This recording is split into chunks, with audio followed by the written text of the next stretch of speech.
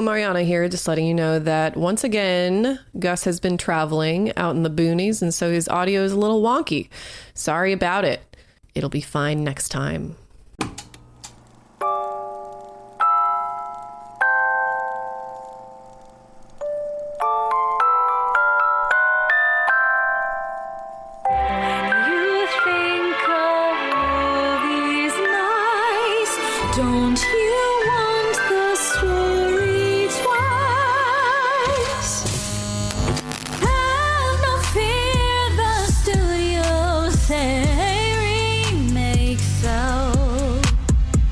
Oh my God, am I still recording?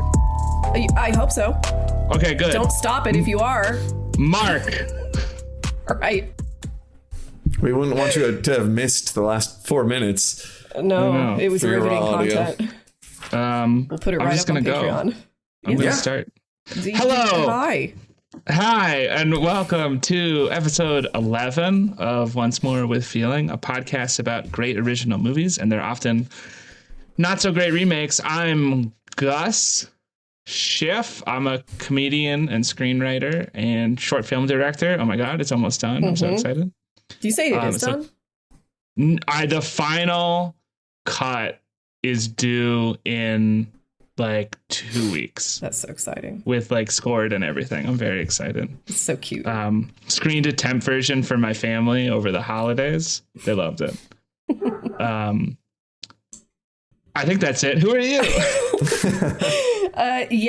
I'm Mariana. I am a film critic, media scholar. And with us today, our first ever guest here on Once More with Feeling. God. Yeah. Nobody told me about this.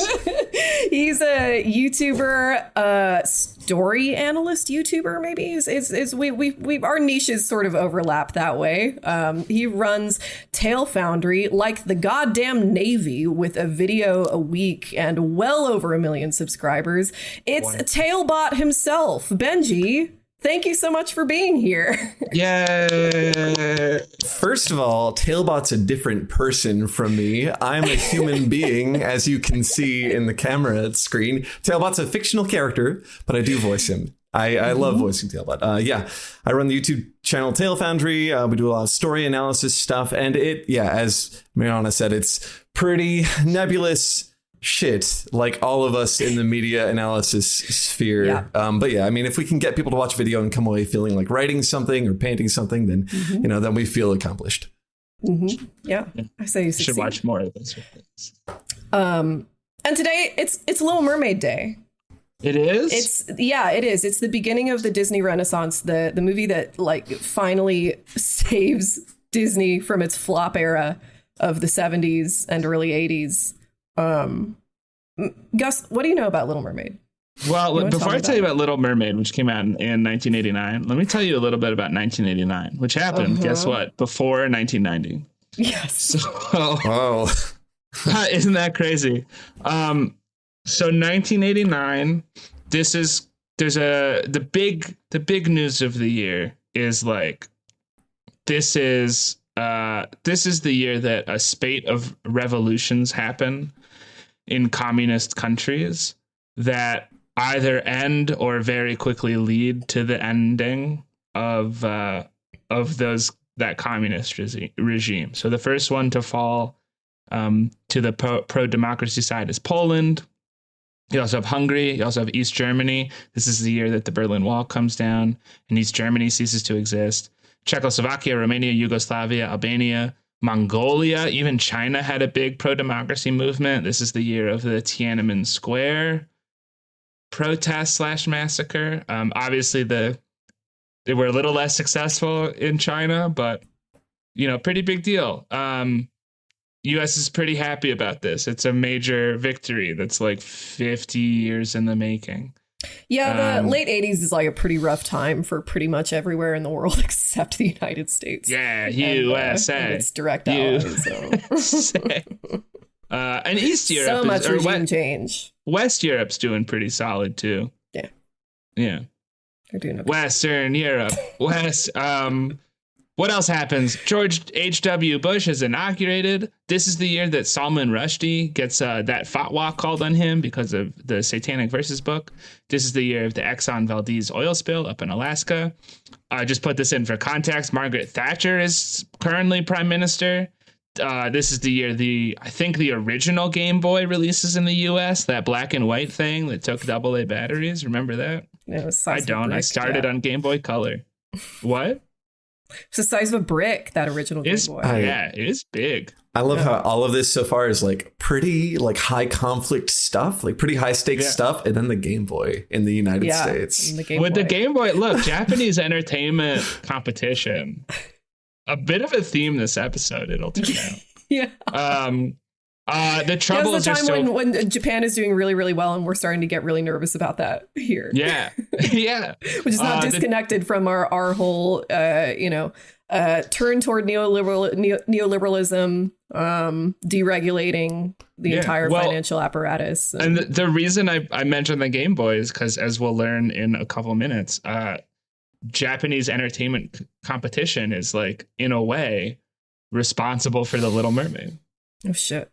Fun fact. And I'll tell you more about that soon. The Troubles are still going on in 1989. IRA bombs a Royal Marine Music School in Kent, the United Kingdom. The military dictatorship ends in Brazil. This is their first democratic election since like the 60s. And then the most important event of the year, Taylor Swift is born. Hooray!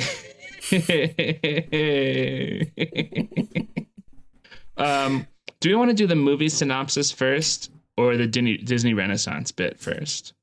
I think do the Disney Renaissance bit first. Okay. So because we are truly entering like a completely new era in what this company is doing. So we haven't on this podcast, because there hasn't been a remake of like the Great Mouse Detective or of like Oliver and Company yet. So the last movie we covered was like Pete's Dragon from the 70s. Pete's Dragon was not good. No, we both hated both of them. It was Benji, such a slog to sit through. Have you seen Pete's Dragon? I haven't seen it because every time I look at a clip from it, I have the same initial reaction. I'm like, this is not going to be good. I need a reason to watch this. Mm-hmm. That's a good instinct. Yeah. Correct. So long, too. The original Pete's Dragon is like 2.5 hours long. It's crazy.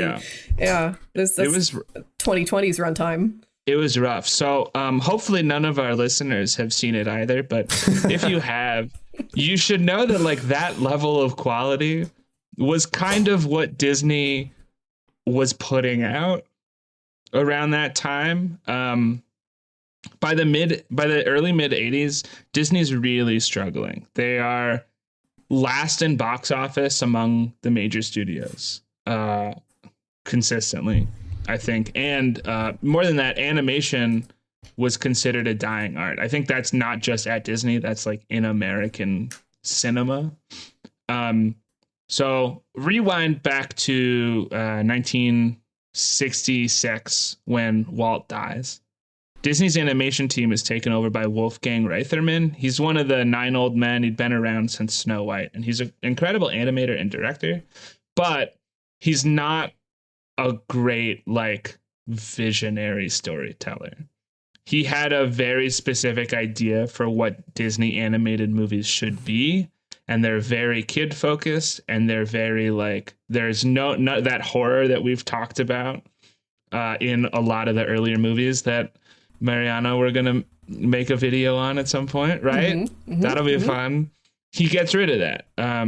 He doesn't like when the villains are scary.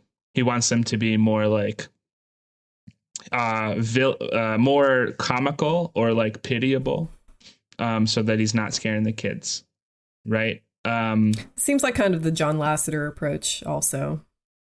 Yeah, except Lasseter, didn't he make good movies? Wasn't he had a Pixar? Yeah, they're good movies. I'm just, sort of bemoaning the loss of the proper Disney villain. Were there no? Well, the AI robot in WALL-E is pretty scary. Yeah. I'm thinking of like Hopper from A Bug's Life. I'm like, not scary. Kind of just mean. Yeah, it's a lot of twist villains, Capitalist overlord, terrifying. Well, scary for an adult. Yeah. Right. I was scared as a kid. Why do you think I donated one time to the DSA? It's cause of A Bug's Life. Bug's Tale. What is it? Bug's Life, yes. Bug's Life? An American Tale? Whatever.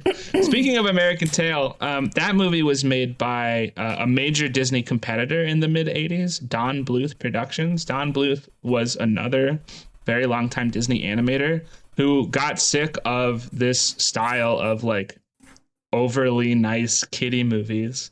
And he quit Disney after his pitch for The Secret of Nim was rejected, formed his own studio called Don Bluth Productions, and made Secret of Nim. And he came out as a very strong competitor to Disney. When Disney released The Great Mouse Detective, Don Bluth released An American Tale. When Disney released Oliver and Company, I think Don Bluth released The Land Before Time. When Disney released some point after The Little Mermaid, I think when Disney released The Rescuers Down Under, Don Bluth released Anastasia. So a lot of movies that like you would think are Disney movies if you don't pay attention to the opening production company scrolls.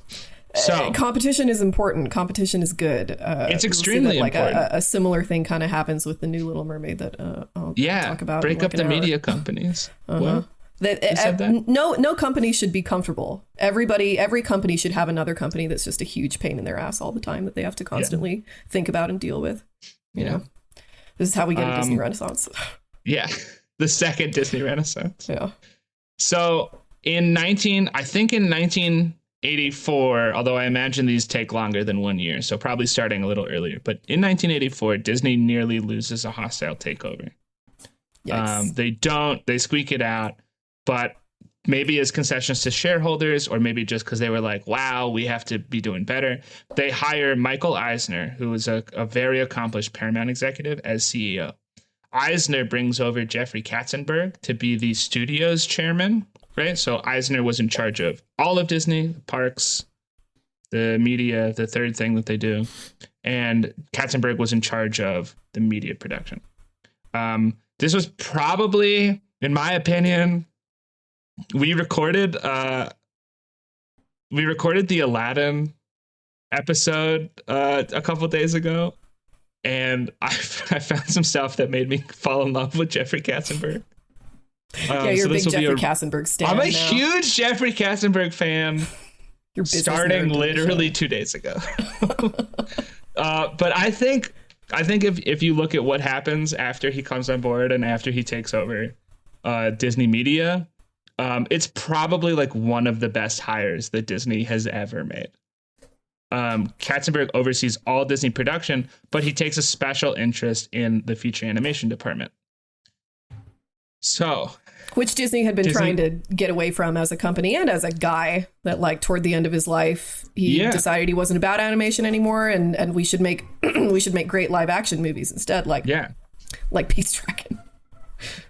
Pete's Dragon, or like one of the many completely forgotten like adventure movies. So the animation team basically gets kicked out of the main offices, and they get shunted to an old airport hangar in Glendale. So they move a whole suburb over from Burbank to Glendale. Don Bluth's company, as I said, became a major competitor. Meanwhile, Hideo Miyazaki's Studio Ghibli movies are getting imported and dubbed, and they're finding some box office success too. So Disney starts to see like, oh, maybe people do want animation. They put out the last movie that comes out from before Katzenberg's reign is The Black Cauldron, even though he does sort of take over post-production of it and cuts out like 6 minutes without telling anybody. People are a little pissed. So Disney releases 2 movies during the mid to late 80s, The Great Mouse Detective. Two fully animated movies during the mid to late 80s, The Great Mouse Detective and Oliver and Company. They didn't beat Don Bluth's movies. Both of Don Bluth's movies beat out those two, but they did pretty good. They were profitable. And Disney's main competitors were doing well enough to convince the company that people still wanted animation. Also, and this is very important, Who Framed Roger Rabbit comes out in 1988, which is a Disney production, although it's released by Touchstone because they thought it was too adult-oriented to release it under the Disney banner. Mm-hmm. It's great to see that they don't care about that anymore also. I love pulling up Disney Plus and seeing Predator advertised at me. they had Hulu. They had Hulu. I know. And they just brought it all to Disney. Like, oh God. I need to put Bob Iger in a room with like Michael Eisner and Katzenberg. And even like, a pre-rapey, I forgot his name. What's that guy's name? Weinstein. Miramax? Yeah, pre-rape Weinstein. I don't think there ever was a pre-rape Weinstein. That's my friend. I don't think a castrated Weinstein. Anyway, Who Framed Roger Rabbit does crazy well. It grosses over $350 million, although obviously it wasn't fully animation, so it doesn't really count. So with these two big successes, plus competition from Don Bluth's company, plus competition from Miyazaki's Studio Ghibli, studio animation, by a couple years into Katzenberg's reign, they realized people still wanted animated movies. So Disney, after not making a fairy tale movie since Sleeping Beauty in 1959, that is 30 years, decide to make a fairy tale movie, The Little Mermaid. That's the Disney Renaissance in a nutshell. If you want to know more, and you should watch Waking Sleeping Beauty, which is a 2009 documentary about this period. I just gotta say, if you're gonna come out swinging with like making the first fairy tale piece in forever, what a weird fucking choice. It's super weird. The Little Mermaid, like the Hans Christian Andersen story, is not digestible. It's such a weird piece. Is it long? It's short. It's really short, but it's also significantly different from the movie. Like they had to basically change the whole conceit and like simmer it off into a love story that would be understandable, because there's a lot of like metaphysics contemplation of like the soul, and like I guess the easiest way to TLDR this is like by the third act, instead of marrying the princess, Ariel turns into elemental air spirit and flies into heaven, and there's a suggestion that she'll be like Santa Claus, watching all the children in the world to see whether they're naughty or nice. What? Oh my. I always thought that she like she turns into sea foam, into ocean foam. There's a moment where she thinks she will, and that's what she's afraid will happen, but she plunges into the sea, and because she was so good not to murder the prince when she realizes he's not going to requite her love, she's so good not to do that she gets to ascend immediately into the realm of the air spirits, and now she has a shot at getting an immortal soul, which is what she really wanted. Which is what she lacks as a weird choice. Someone read that, I was like, that would be a really good kids movie. Dude, Hans is really living up to his middle name. Yeah, no kidding. Yeah. They should have done the Oscar Wilde one. Oscar Wilde did a take on The Little Mermaid that no one's heard of called The Fisherman and His Soul, which is just a way more on the nose Oscar Wilde version of The Little Mermaid. That's amazing. I've never heard of this. Me neither. This one I didn't get to read prior to this, so I'm still kind of rusty on it, but I remember the premise, which is that it's kind of like a animal wife type fairy story, where the fisherman catches the Little Mermaid in his net, and in order to be released, she promises him that she'll return to see him like every day or whenever he calls to her, whenever he wishes.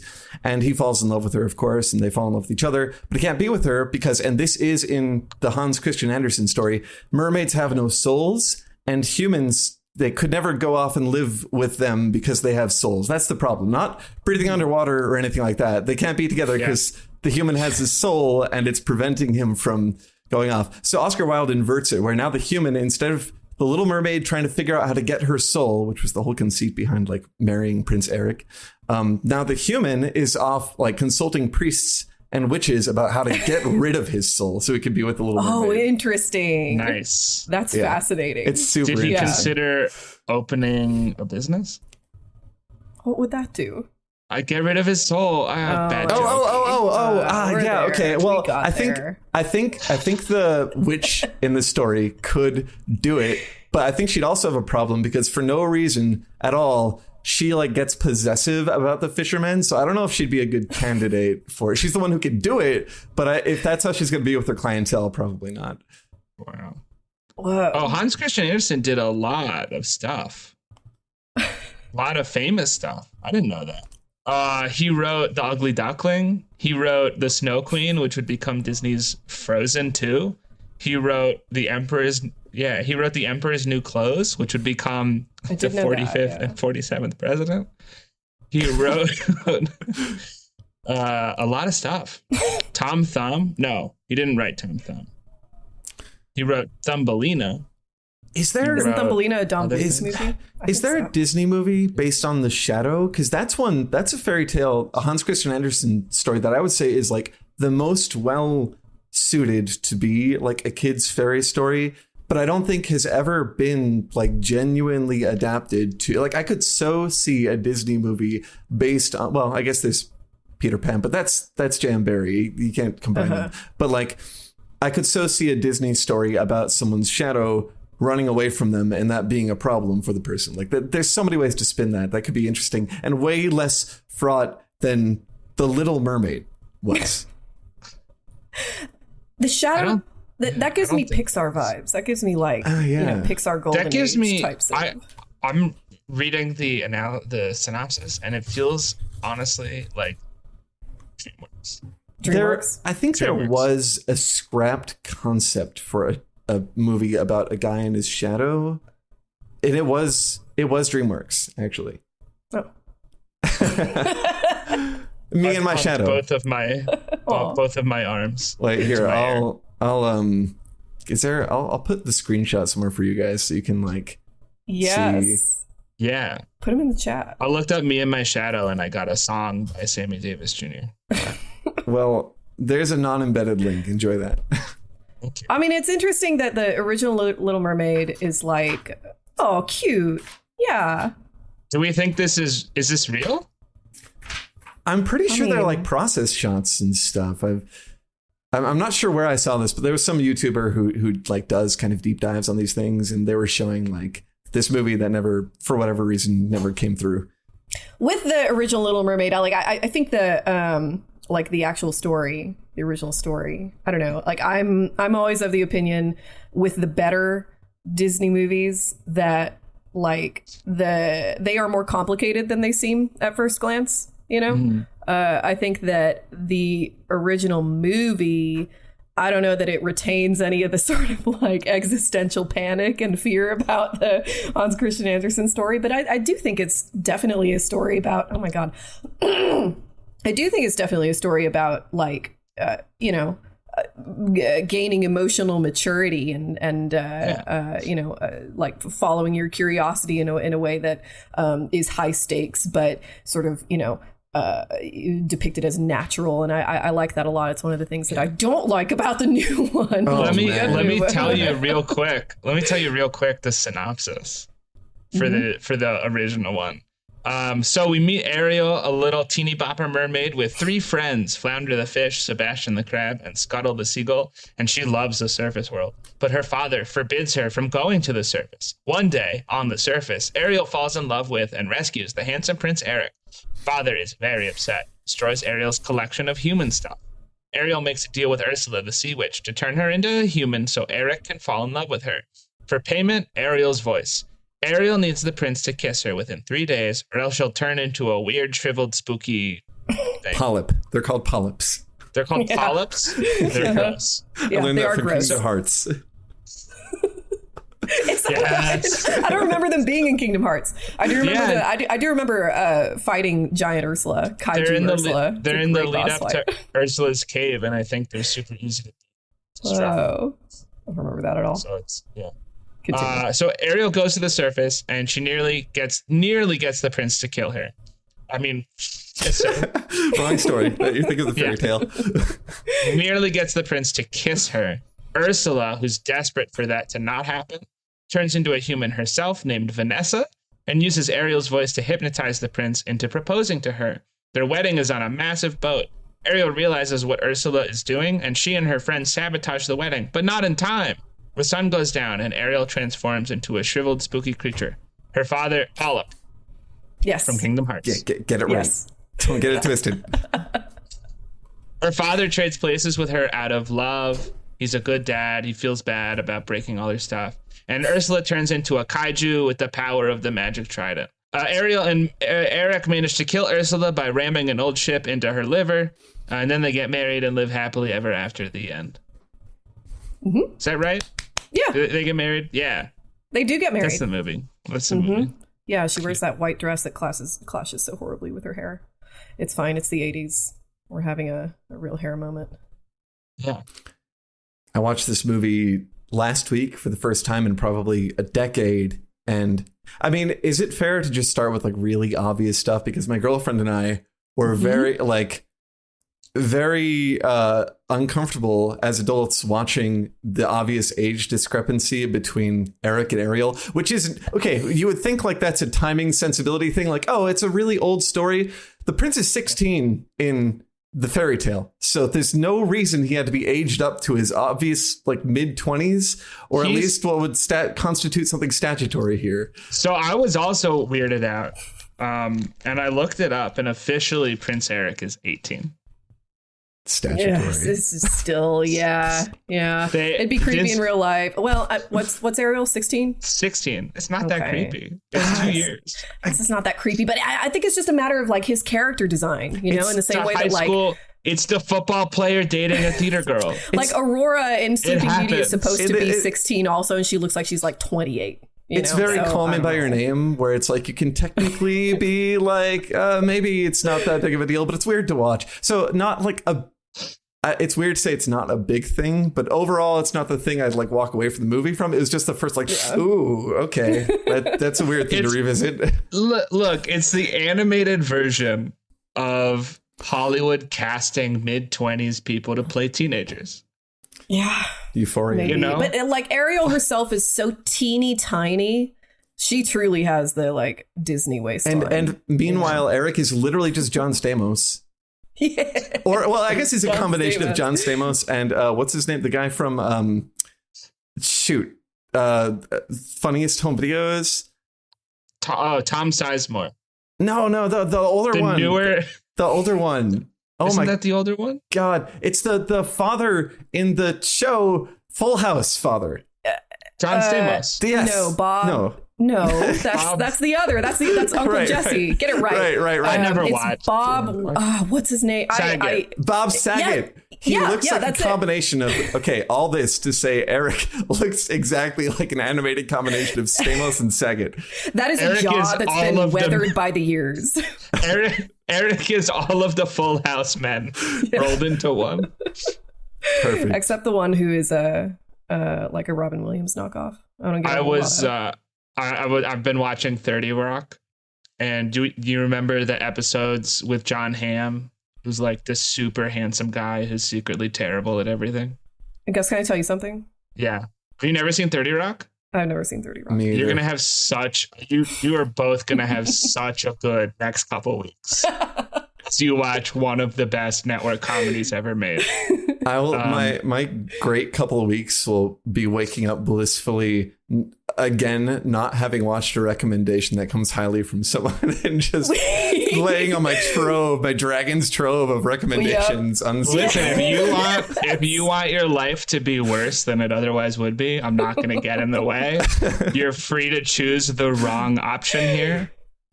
We're all the same person in this regard. We have discussed like how difficult it is to actually follow through on recommendations, and I think, but nobody's watching 30 Rock anymore. So the Dragon's Hoard, I think, is a perfect metaphor for that, because it's like, well, if I watch one of these recommendations, that will no longer be a recommendation, and then what will I won't have my emotional support recommendations anymore. I've been telling Gus to watch Hook for months. He would love it, and he's never seen it, and he never will. It's really good, yeah. You should just eventually. if nothing else, just watch it for the rainbow mashed potatoes. You'll never be the same. It's old enough that I'm, it doesn't feed into my like secret want to wear an oversized hat and like, vintage leather clothing. I don't remember what hipsters dressed. How they dressed. You're describing Renaissance fair attire now. I do like Remake. What do we think about this movie? I loved it. Other than the weird, age discrepancy, I also loved it. If I can ignore, I expected to. If I can ignore the line where she says she's 16, I love this movie. I also loved it. I thought I was going to be really bored, but it was very interesting to look as an adult at all the details of the movie and the stuff that I thought they were trying to do and say.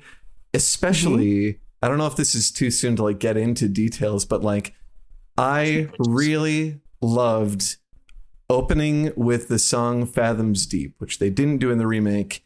And I thought it was such a cool, like I could see how they understood how the audience would not be prepared for a fully undersea story. So they told us we're going to go underwater and it's going to be fantastical and marvelous and wonderful before the starting song we're all familiar with even begins, before the credits even roll. I think that's so smart. And it made me feel so like just appreciative of the thought of this very new, very fresh experience they thought they were pulling us into. Yes. So that this movie, like a lot of Disney movies, was originally like the first time the company had the idea was right after Snow White was a huge hit, but for one reason or right back in 1937 for one reason very or another. standard for Disney to just like sit on these fairy stories for literally every fairy tale. Yeah, every fairy tale we've covered was like Disney thought of it after Snow White, didn't work out. So we jump ahead like 50 years. It's 1985, and you were talking, Benji, earlier. Who would bring this idea? Who would bring this crazy fairy tale to Disney leadership? Well, it was the Great Mouse Detective co-director Ron Clements, who is just in a bookstore, finds The Little Mermaid, and he's like, "This would be a great. This is perfect." Were you able to find what he saw in it? Like, why this? No, I mean, like, if you look at other Disney movies, like Disney fairy tales, like a lot of them have a similarly like bummer ending, or a similarly like 18th, 19th century European. Like the important part is that you go to heaven kind of ending, and that's what they do. Like they just give it a Disney ending, and then it makes $1 bajillion. Which is what this did. I mean, this movie was super successful. When I was reading, or when I was like rereading the fairy tale, I can see the elements that obviously made it into the film and make it like a good story and make it like compelling. Like there's obviously, like an element of yearning, but Clements must have been really, really on his shit to see the movie in this, because the pacing is not there in the original story. Like you don't even get into the idea of Ariel getting legs until like the last fourth of the story. It's a very snappy final thing. The majority of it is kind of this like fantasy of like the undersea kingdom and how the mermaids think about the surface. And there's a lot about like the other daughters, like her sisters and stuff. Not that much about Triton, almost at all. So it's just very interesting how like he was able to see something in this that I do not think I would have seen. I did not see, like reading it myself. Yeah, I mean, like they've done like people who have worked. This is the importance of like attracting good talent to your studio. And Disney has a history of this. Like I know we talked in the Lady and the Tramp episode. Like they made that movie from nothing. It's technically an adaptation, but like they adapted it from like a 5-paragraph short story. Right. It's kind of similar for 101 Dalmatians, where it's this like, periodical story told in a few chapters, and they just kind of snapped it up and turned it into something iconic, which is maybe that's the through line here, that like Disney takes these really bizarre stories that are like deeply important to the sort of cultural fabric, but just don't get a lot of attention because they are weird and because culture has progressed and like we have different expectations for how pacing goes and for what kind of endings should happen, and just changes it to fit. Yeah. So yeah. But, and also Ron Clements, he and his creative partner, whose name is, have it here. No, I don't. Why don't I have it? John Musker. They're a big part of what would become the Disney Renaissance. They directed this movie, Little Mermaid. I think they also directed Beauty and the Beast. I think they also directed Aladdin. So they're very good at their job. So he writes a treatment, shows it to Jeffrey Katzenberg, and Katzenberg is like, no, because they were planning a sequel to Splash, the 1984 Mermaid movie with Tom Hanks in it. Although, like, pretty First quickly, he's like, yeah, really, we're right to be worried about that. That's that's a real iconic moment in American history. Everybody loves Splash with Tom Hanks.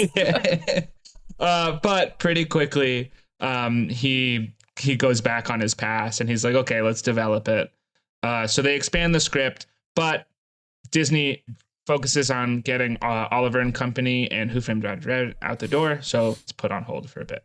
Meanwhile, way over in New York, music writer Alan Menken and book and lyrics writer Howard Ashman write an off-Broadway hit called Little Shop of Horrors. This is a little earlier. I think this is 1982. Incredible then they show. make, oh my God, it's so good. And then they do that again for the movie. They add 2 new songs to it, and they change the ending so that the whole world isn't destroyed. So Disney hires Ashman to write the words for a song for Oliver and Company, and are incredibly impressed. So do you know which song it is? I don't, but I can find that super easily. I wouldn't mind that. I really fuck with Oliver and Company. I love that movie. I hope they never remake it. But then how will I watch it? Well, they can't. Well, they can't have an excuse to get analytical about it. Yeah, they can't get Billy Joel to come back and do it. So, and they'll never replace him. Surely. The first one, Once Upon a Time in New York City. Aw, cute. Okay, now we know. So Oliver and Company, fun fact, Disney hadn't done a musical since The Jungle Book. I think that's right. And Oliver and Company was kind of a test to see if the market was still interested, if audiences were still interested. They were. That's it. So they're super impressed by the song. Oliver and Company does pretty well, super well somewhere in there. It doesn't beat The Land Before Time, but it's good enough that that Disney's like, let's do it. We're doing another musical. So they'd been developing the script, Musker and Clemens, and they're like, it's not quite working. Let's make it a musical. And not just any musical, a Broadway musical. And they already have the team to write the music to the Broadway musical. So they bring on Ashman and Menken to write all the songs, and like, holy shit, do they do a good job. Oh my God. I love They're so good. These songs. They're so good. What's our favorite song? We're doing that right now? Yeah, why not? Okay. Benji, what's your favorite song? You go first. Well, okay, there's different answers to this. I mean, so I Fathoms Below isn't even in the running. It doesn't count. No one thinks of Fathoms Below as a Little Mermaid song. But I love the effect it had on me, and I think it made an important distinction between the two movies. But I think my actual favorite song, it's got to be the Chef's song. No, it's definitely Part of Your World. Part of Your World, good song. Yeah. Yeah, Mariana. Yeah, it's gonna be Poor Unfortunate Souls for sure, for sure, every single day. But very close second is not Part of Your World, but Part of Your World, the reprise. On the beach?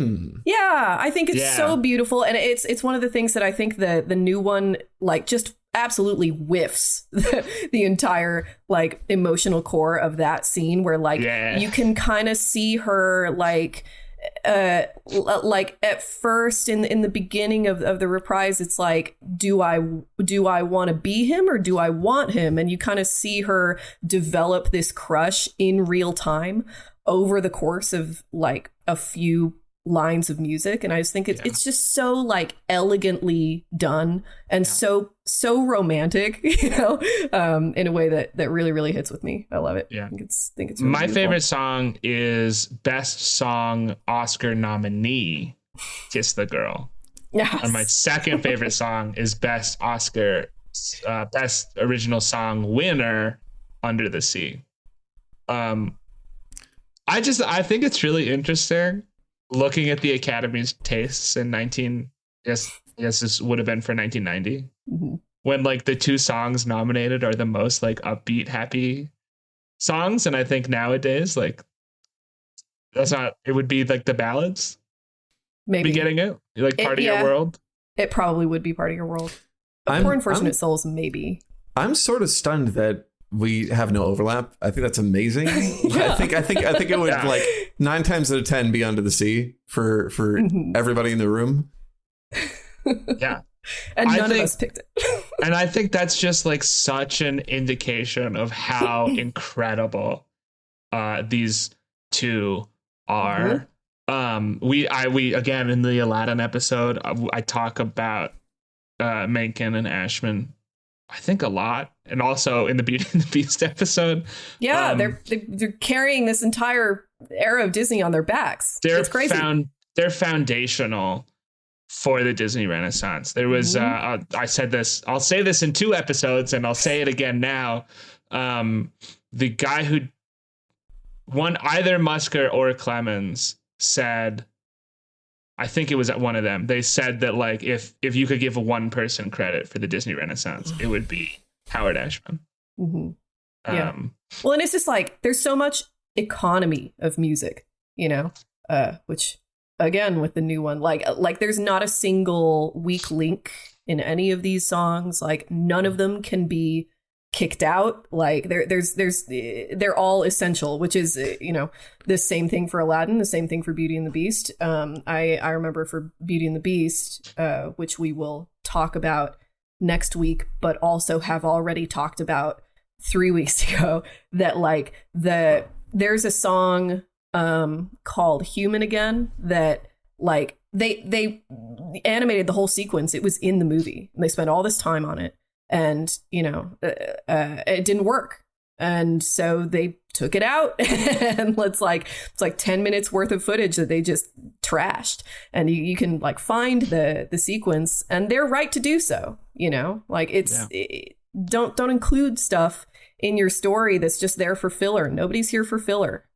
Yeah. Nobody. This is so interesting because I think specifically about the opening ceremony song, which is not like, it's not a musical number, but it's like a song, which it's not in the remake. It's not even there, I don't think, the remake. No, and the song is there. They just do it later. Yeah, that's right. Yeah. Which is... Oh, right. Yeah. Weird, they're on the ship and they are singing. Yeah. It's fine, whatever. But I think about like the filler, quote unquote, stuff, like the chef song especially. And in my head, I'm like, oh, if there's a song that could go, maybe it's that one. But I think about the whole sequence there, and it's like so important. If we really love Atlantica and we love the sea and we love these characters, it is so important to have a link back to that world and what it feels like. And Sebastian gets to be the foil because Ariel, you know, she's so in love and she's so much on this quest. She ceases to do a very good fish out of water at that point in the story, and Sebastian gets to carry that, and it's a very important piece. Also, in terms of pacing, you know, it's important to have the levity in that moment as well. So it's crazy how you think about how silly that song is, but how important it is at the same time. It's something, we'll get to the remake, but it's something the remake did not understand. I think they saw the formula of that, and we'll talk about Scuttlebutt later, but Yeah. Yeah, I sure will. I have some interesting thoughts on Scuttlebutt. But it's like I think it's like it's a difference between understanding these sorts of like I don't even know what I would call them. But like this is the difference between a filler song and a tone setter song. Like we've talked in several episodes about like how much Disney right now seems to misunderstand how important aesthetic is, like visual aesthetic as well as auditory aesthetic, and how they mesh together. Aesthetic. And how this is movies. That's what movies are. All movies are is just aesthetic. What are you looking at, and how is the stuff that you're hearing pairing with that, and is it doing so in a way that is like that is harmonious or not, and it is not enough to just have something in there that is taking up space.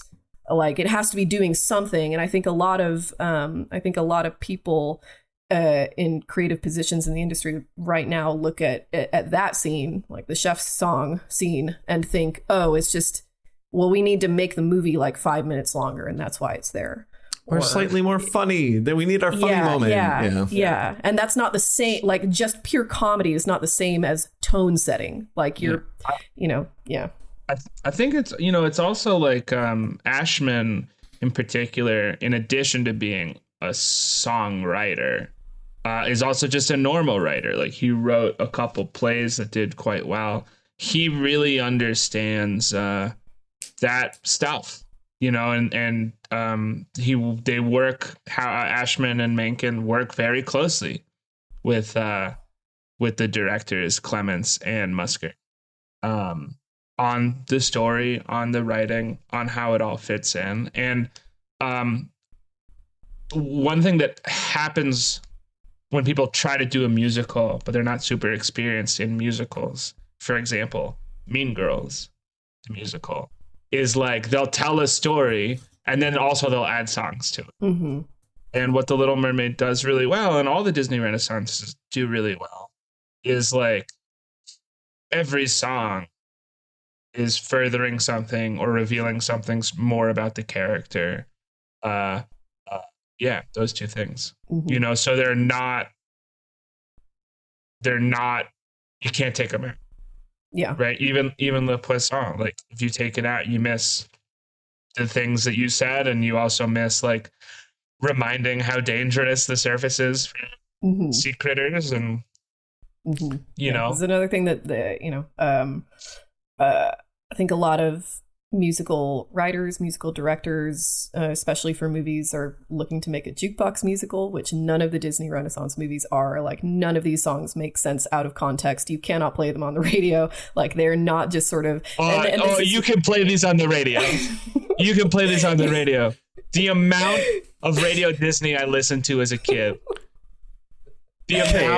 But you couldn't listen to it fully out of context without having seen the movie and be like, oh, that's a bop. If you listen to maybe Under the Sea is fun, but you would probably just think it's like a wacky, like Caribbean themed American song for a party or something if you didn't have the visuals in your head of the Little Mermaid. Yeah, but it's still a bop though. It is most certainly a bop, but it's this is the thing about like making your music fit harmoniously in with the visuals that you were looking at. Like these are songs that are meant to be listened to while you are watching something, in concert with that, and that is what makes them not jukebox musical worthy. And this is also the reason we get in so many of the new Disney remakes, including this one, so many songs that like are just sort of about generic empowerment or whatever. It happens in Snow White, it happens in Aladdin, and they suck. We all just like sit around for 5 minutes and watch some lady sing about how powerful she is or whatever, and it has nothing to do with anything that's happening. Which is interesting that it's so bad in these remakes, and yet Frozen, which came out in 2012, has such a good empowerment song. Oh yeah.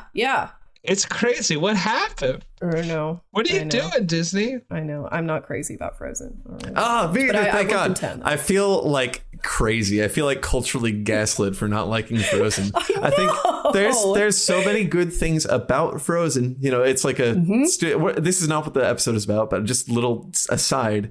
I think Frozen is like a really solid piece and a really solid movie. But if we're talking music, that's a movie Frozen and Moana both fit into this category of like people talk about the music from those. And I'm like, well, I had listened to probably Shiny out of both of those two movies again. I think the music for both of them is pretty god awful. Like Frozen is I think a little better than Moana, but like I eat both of them. Just the music is not it's just not quite, doesn't quite have the same Disney juice. I'm not quite sure why that is. I'm not qualified to even speculate as to what that is. This is purely in the realm of like taste for me. Yeah. What do you think of Tangled? I like Tangled. Yeah. Yeah, I thought Tangled. I don't. It's been a long time, but I don't remember having the feeling watching Tangled where I was like, oh, I feel like I'm in the writers' room with them right now, and they're all saying this is such a good idea. You know, that's how I felt during Frozen. I didn't feel that way during Tangled. During Tangled, I was like, oh, this is fun. This is a world they loved and built, and the music fits it. Tangled, I think, was Menken's last movie. Yeah. He has a kind of that's the movie that we talk about this a little bit with Beauty and the Beast. So a little spoiler for that, I guess. It seems like Tangled kind of soured Menken's relationship with Disney because, and this is maybe a clue to, you know, what happens with Frozen and Moana and the like, that like he would write like these very Broadway musical songs and do what they wanted, you know, and bring them to them, and they'd be like, oh no, none of this musical shit. No, this is like passe, this is out of fashion. And he'd be like, this is what you asked me to do. So that's kind of when he decides to go do something. Kind of sad. I mean, it's got to be something about like how it's about how the songs are structured, I guess. I don't know. I wish I knew more about music so that I could say what exactly is going on. It's definitely a weak spot for me too. Yeah. I don't know. If you're good at music, send us an email and tell us what's wrong with Frozen. Yeah, give us some words. Give us some fancy sounding erudite words to use. Help us. Obviously, the music is incredible in Little Mermaid.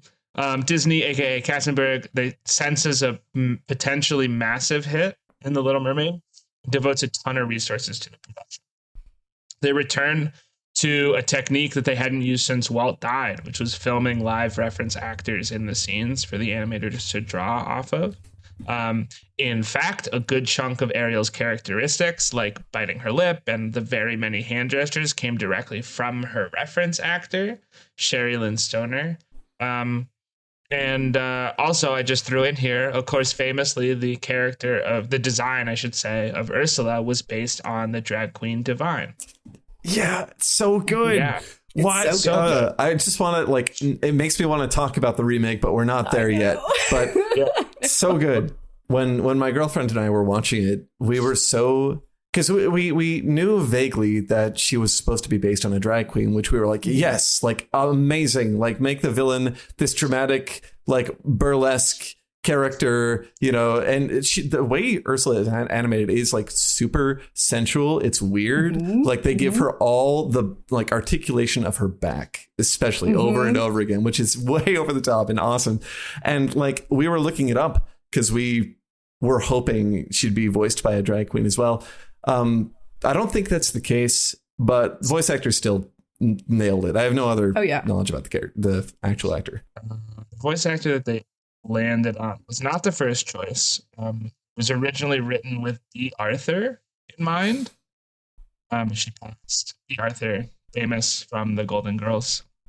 Oh wow! And being very funny.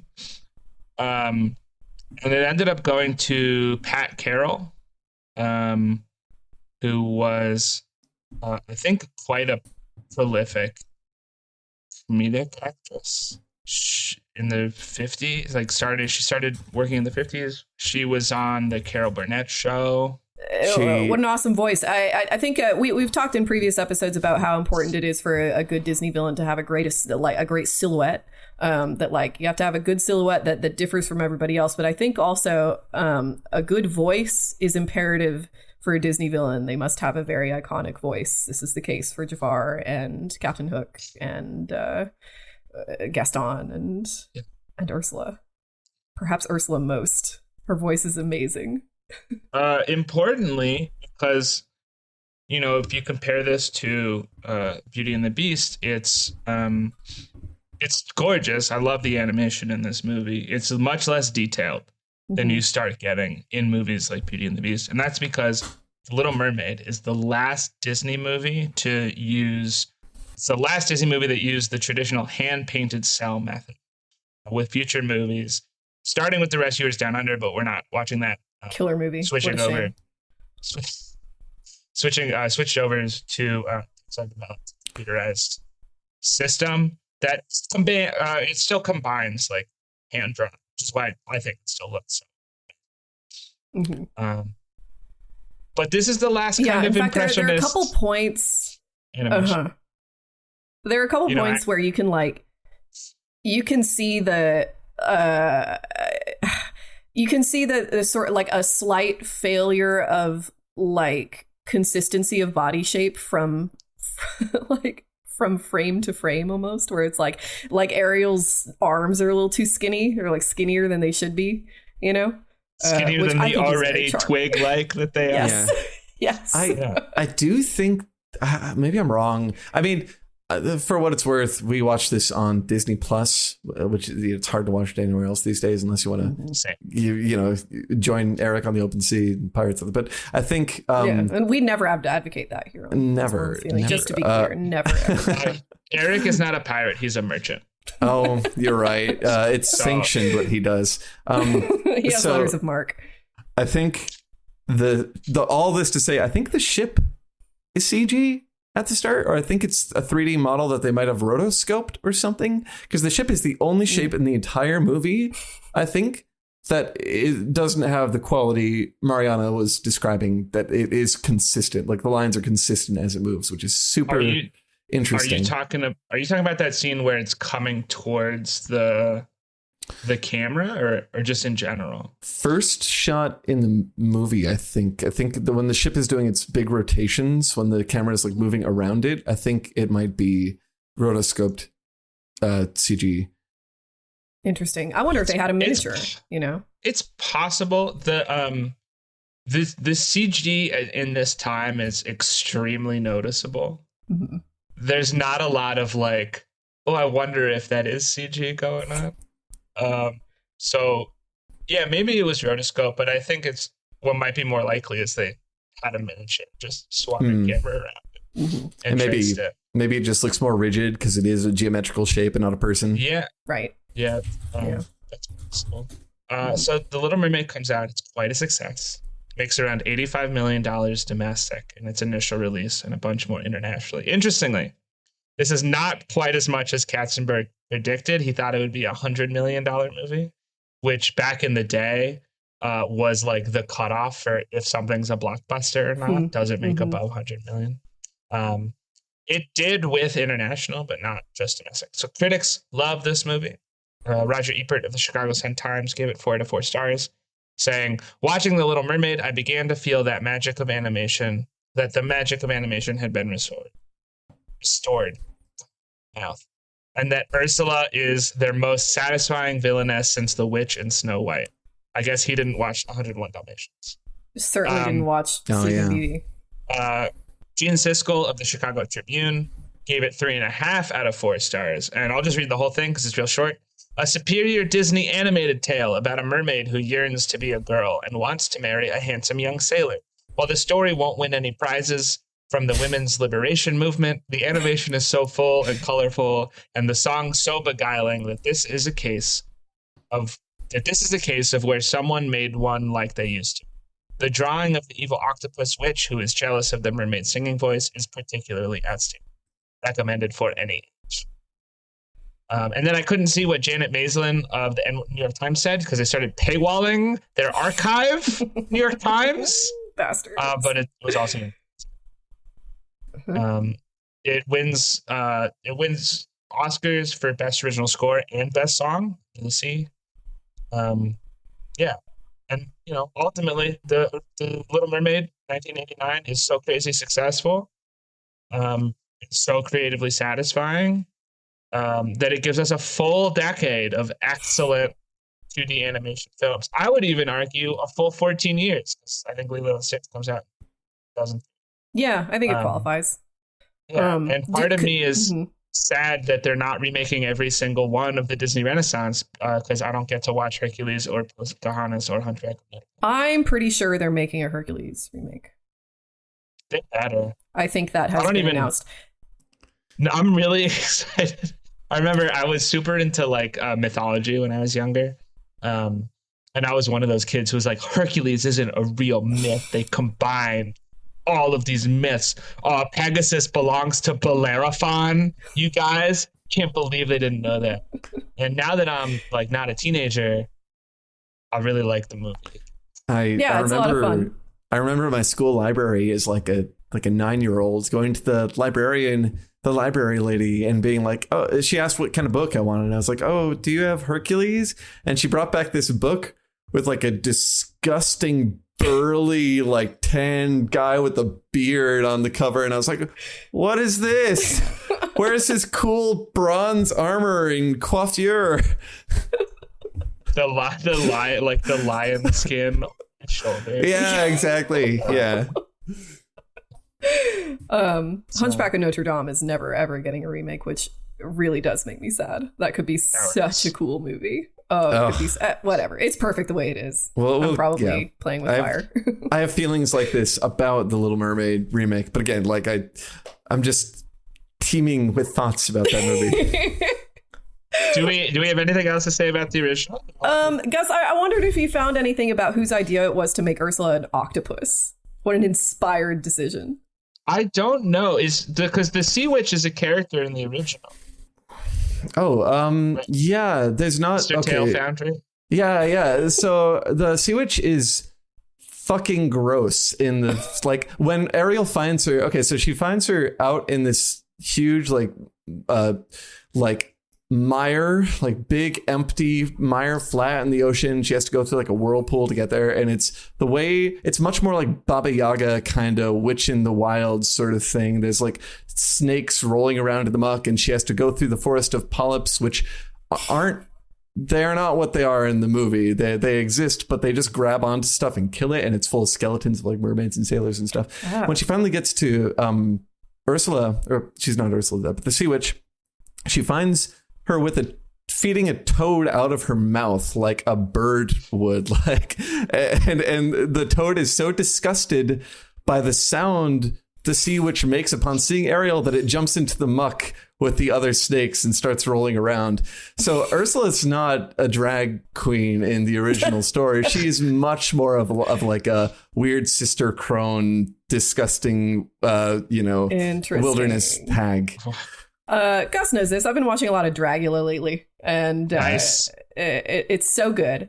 And one of the things I love about it is so Dragula has, sort of 3 standards of what makes a good drag, quote, super monster, and they are glamour, horror, and filth specifically. That all of these performances have to have some aspect of filthiness to them. So there's a lot of it's gross shit. But it's within a certain context of drag performance, it's the grosser the better, where it's we're already positioning ourselves as or at least sort of already owning this kind of outcast status that society's never going to approve of you, the images and the sort of stories that we identify with for that reason tend to be kind of gross. I at least have an aspect of just intentional filthiness about them. I don't think that Ursula does that exactly, but making her an octopus is so good. It's as close to an approximation of that kind of filth that I think a kids movie can manage, in a way that I think works really well. That they're octopuses are weird, and they scuttle around in the muck, and they're all inky. I love it. It's great. I will say for Ursula, I think she fits that like cis het squick factor in that she is things sorry, as a normal straight guy, tell me what cis het squick means. Oh, it's not like an official term. It's just like if you are, in the like normal majority, like if you're a guy who looks like me, basically, like especially during this like time frame, a character who looks like Ursula, who is a large woman, who has masculine qualities, the jaw, whatever, the drag queen, feel to her, and the like overwhelming makeup. Someone who looks like these, who is overtly putting out like sensual, sexy vibes, is like quote unquote filth for like the people who would probably be in the intended audience for this. So I think in a way it's like a different kind of discomfort that Ursula creates. It's in a very interesting spot, and her sexuality is like one of the most interesting things about the character. Like I commented this to Brooke. I was like, did they have to make her back so like sexy? Like there's so much. I said this earlier, but she's been like teasing me about it since, because it's like it's so intentional and it adds so much discomfort to watching her. It's just such an, I don't know, there's so much depth to the character. Yeah, and I think that's super interesting when you compare somebody like Ursula to what I just thought of was the other heavily sexualized Disney character that we talked about some episodes ago, which is Tinkerbell, who is like a very different kind of sexualized, and Gus made fun of me for saying that this is the most film student thing that he's ever heard me say. But like basically my argument with Tinkerbell is that the reason she's allowed to be so sexy is because she's not human. That like there's a certain kind of of promiscuous behavior that is acceptable, but only among a certain kind of woman, that position is like just sort of fundamentally doesn't fit in with society in such a way that you're kind of like damning yourself to a position of kind of unhumanity or different humanity. And it's like Ursula is kind of the same way, but opposed to Tinkerbell, she's like, it's like there's something super joyous about it that isn't sort of spiky in the same way that Tinkerbell is when she's doing the same thing. It's interesting. Yeah, one note I have is that Ursula loves how evil she is. Like every part of it. She loves that she's making you uncomfortable. She loves that her sexuality is making you uncomfortable. She loves that she's like over makeup and overdressed and just like more comfortable and better than you in every way. And the new Ursula, we'll get there again, doesn't do any of that, which freaked me out to see. But yeah, so on Ursula and like her, connection to the original story, I think it's very cool to take this disgusting witch character and make her repellent in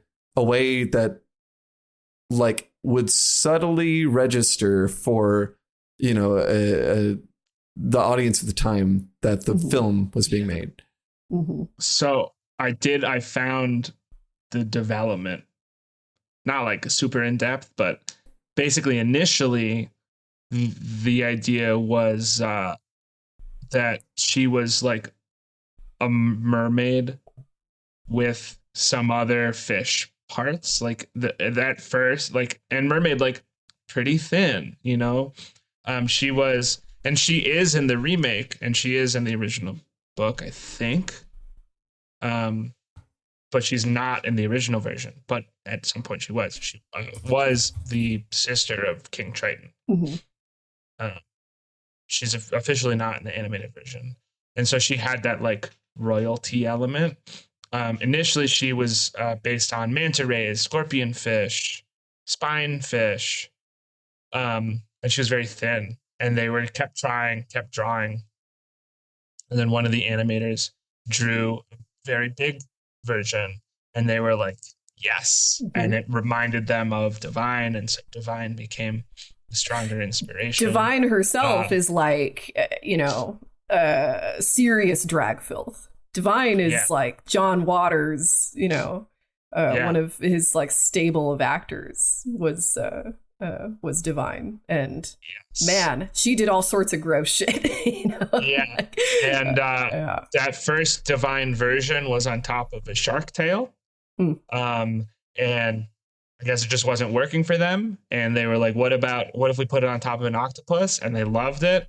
It's perfect. And then they started studying how octopuses move, and they were like, there's something very seductive and yet scary about octopus movement. So they put that into character design. And as for her like behavior that you were talking about earlier, that's actually all from Ashman. He was a very specific, when Pat Carroll became the voice, the first thing they did when she was hired was record Poor Unfortunate Souls. And she was like, tell me exactly what you want. And so like all of it, from like the seduction to the voice to this, it was just straight from Ashman. What a king. Seriously. I like, not all of the things that work can be like fully intentional, but like there is, I think, with talent like that, there is like an intuition for this sort of stuff that creates amazing stuff by accident all the time. Yeah, like just somebody on the team is like, no, you guys have to listen to me. I know exactly what this character has to be. I can't tell you why from it. It's how it has to be. Yeah, it just is. Okay. Do we want to move on to the new one? Do we have anything else to say? But before that, this episode is brought to you by our wonderful patrons, all 44 of them. Oh my gosh. That's like a full room, Yeah, that's like if we rented out a black box theater, we'd fill almost a third of the seats. Amazing. That's pretty decent. If we went to the Lyric, if we did a live recording and everyone lived in LA and they all wanted to come, and we went to the Lyric Hyperion, I think we would fill them. So thank you to such patrons. Oh wait, if you want to support us, you can go to Patreon and click the button to give us money and join such incredible people as Hypervisoration, Jerry Danton, Aurora Rogers, Patrick Powers, David Monkman, Just Chip, Isaiah Evans, Okay Biddy, Dr. Fuzz, whatever, Orestes, Andrew Osborne, Sheila Kelly, that's my mom, Spooky Tears, Deborah Stanley, William Bentley, Janelle Rose, A Long Way Home, Ryder, and then there's an emoji. I don't know what that emoji is. Seamus Braytag, The Wizard Sober, Mark Wampler, Seatone, Wellen Inspector, Sociostat, Fading into Obscurity, The Antithesis, Wells Harrell, Forrest Cochran, Ted the Dead, Ryan Faber, Andrew Ray, Sam Wah, Gun Parade, Colleen Burns, Chimerathon, Charlotte Detweiler, James Trendle, Sky Killian, Christine H., Chloe, there's an accent, so I guess it's like Chloe, Dana Lloyd, Donnie, Aaron Summers, Thomas McFarlane. Thank you. Yay, thank you. Thanks. Okay, so Little Mermaid 2023. Before we all watched this, or no, I think before I watched it, I texted both of you pretty much the exact same message. It was like both of us were in similar conversations about this, and I was like, whoa, good luck with the new one, it's pretty ass. And both of you were like, I don't know, I kind of liked it. So like just off the bat here, I'm already in a defensive position, and ready to tell you both why this movie sucks so bad. But I don't know. I didn't say, it seems like I didn't say I liked it. I just said I had a surprising number of positive takes on it. I said I kind of liked it. I'm so fascinated to hear why Gus kind of liked it. But we'll get to that in a second. This is made for $240 million and it made $569 million. That's a modest profit. But it was kind of a disappointment for reasons we'll talk about in a second. When did it come out? This was 2023? This was 2 years ago? Yeah. Very recent. This is not the most recent. Snow White is the most recent. No, it isn't. Lilo and Stitch is the most recent. And God, do they both suck. My goodness. So this starts development in 2016. Mark Platt is producing. And I don't know why, but he didn't hire Pasek and Paul like he usually does to write their trash jukebox musical songs. Instead, I have a theory. It's a little conspiratorial. Do you think that Mark Platt agreed to hire them for like a certain number of Disney movies for doing Dear Evan Hansen to get his son on Broadway? I don't think that that's out of the question. I don't think it's conspiratorial for you to suggest that that might be the case. I doubt we'll ever get confirmation either way, but on the other hand... I met Ben Platt once. He was very drunk and very nice. On the other hand, it seems like more of a favor to Pasek and Paul than anything, because they're not good at writing musicals, including Dear Evan Hansen. I don't like that show. So yeah, I don't know why they weren't hired for this, but thank God. Instead, we get the other late 2010s mainstay. It's Lin-Manuel Miranda writing the rest of the songs here. It's better than Pasek and Paul, but... Yes. I'm surprised Ariel didn't like look into the distance and say her own name like 5 times. I like the song. Is that too vindictive? I like some of his stuff, but I'm tired of that. I am too. I think he's a really talented guy. But you're only tired of it because it was so good that everybody started copying it. Yes.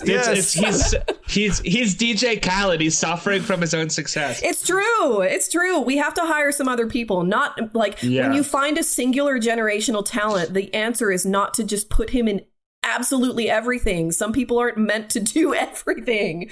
But if only we had Ashman back to do everything.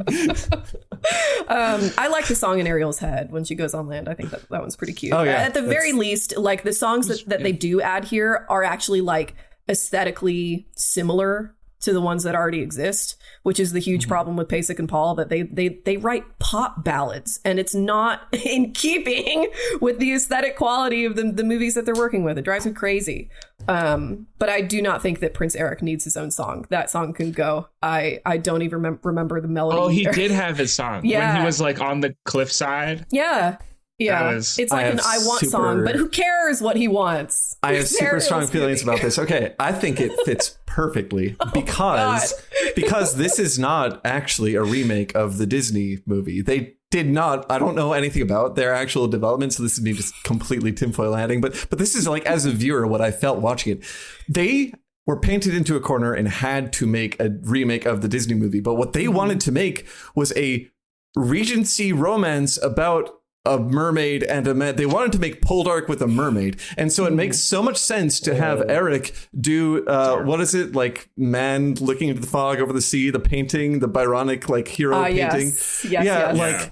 I think he did a Pirates of the Caribbean man's he did chest. And so like scene. The whole middle act of the movie is just a Regency drama romance with this aristocratic elite and the little like village girl. Well, she's a princess, but she has the affect of a village girl, not being able to speak to anyone, being amazed by all the finery and riches in the study and everything. That's true.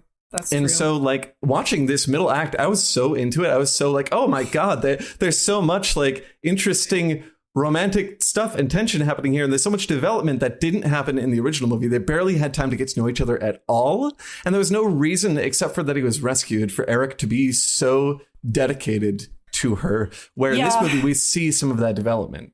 Well, I mean, so my argument for like pretty much all Disney romances is that they're supposed to be evocative. Like it's not important that we don't see, Cinderella finding, I don't know, hobbies in common with the prince, because it's like the animation is doing that work for you. It's supposed to like imply the feeling of what it feels like to be in love. Gus in that episode said, yeah, not every movie has to be This Is 40, which is exactly, yes, just like nailed what I meant by that.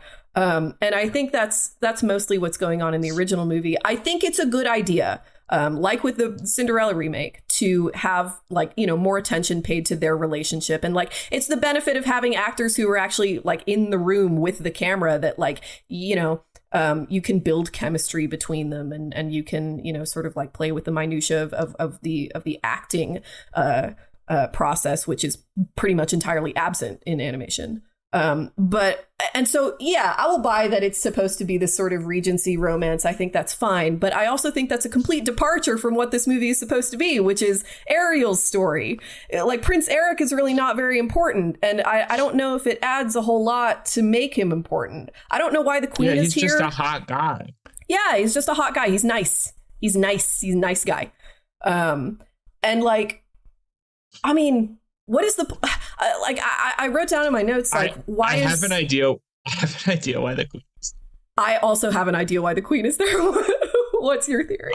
My theory is that they wanted to set this in more of a Caribbean area. Yeah, and they wanted to keep Prince Eric white. The same, yes, because they were already changing the race of Ariel.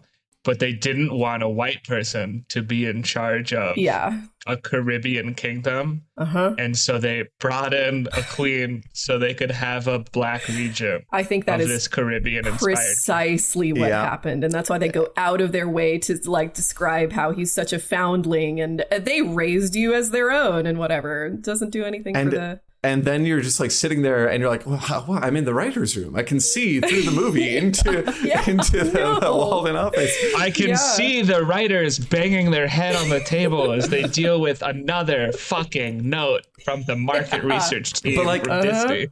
My overwhelming feeling watching this movie, though, is that like, and this is such a cynical thing to say. I don't actually know, like, maybe they feel differently. But the feeling I got from watching it is that like, they did not love Atlantica. They did not love the fact that they were making a Disney remake. I think they found their artistic license in that like Regency romance they were making in the middle. And I think they really liked it. And they gave a lot of attention to like making it good and having all these character moments. Like one of the things that stands out to me as amazing about this movie is the Little Mermaid statuette. As a metaphor. I liked that. That thing, that idea, I was like, that's a little too highbrow for the movie you're supposed to be making here. Because now you're saying he has a little mermaid and he has this like, she has an ideal of who she's going to become and he has an ideal of her and they have to figure out what the reality of her is. And at the end, she lets go of the Little Mermaid and hands the ideal of who she was back to her family back home as she moves on. That's great. Like, that's amazing. And that's the movie you wanted to make. And it has nothing to do with a sunfish playing a trombone. Nothing. Yeah, I completely agree. I think that's where most of these remakes just utterly fail. You know, where it's like, we're going to talk about Lion King next. And that's my big frustration with that. I'm so excited. Oh, yeah, it's going to be so excited. Oh, yeah. And with Jungle Book also, where there's like, individual shots or sequences or like little character moments or, you know, little through lines that just like get absolutely hamstrung, just like crushed into the substrate of this warmed over IP. You can't just like let these artists employ their talents the way they're supposed to be employed, and they have to, you know, be hammered into the shape of this stupid remake situation. Can I bring up a slight tangent? Yeah. It's related to Jeffrey Katzenberg. Your boy. So one of the things that we talk about in 4 weeks, you'll have to wait a whole month to get the whole discussion. But Katzenberg's producer style was very much like the most important thing is the quality of the film. And he was, I can see your cat's butthole. It's there, right? Come over here, Pocky. It's so big. It really is.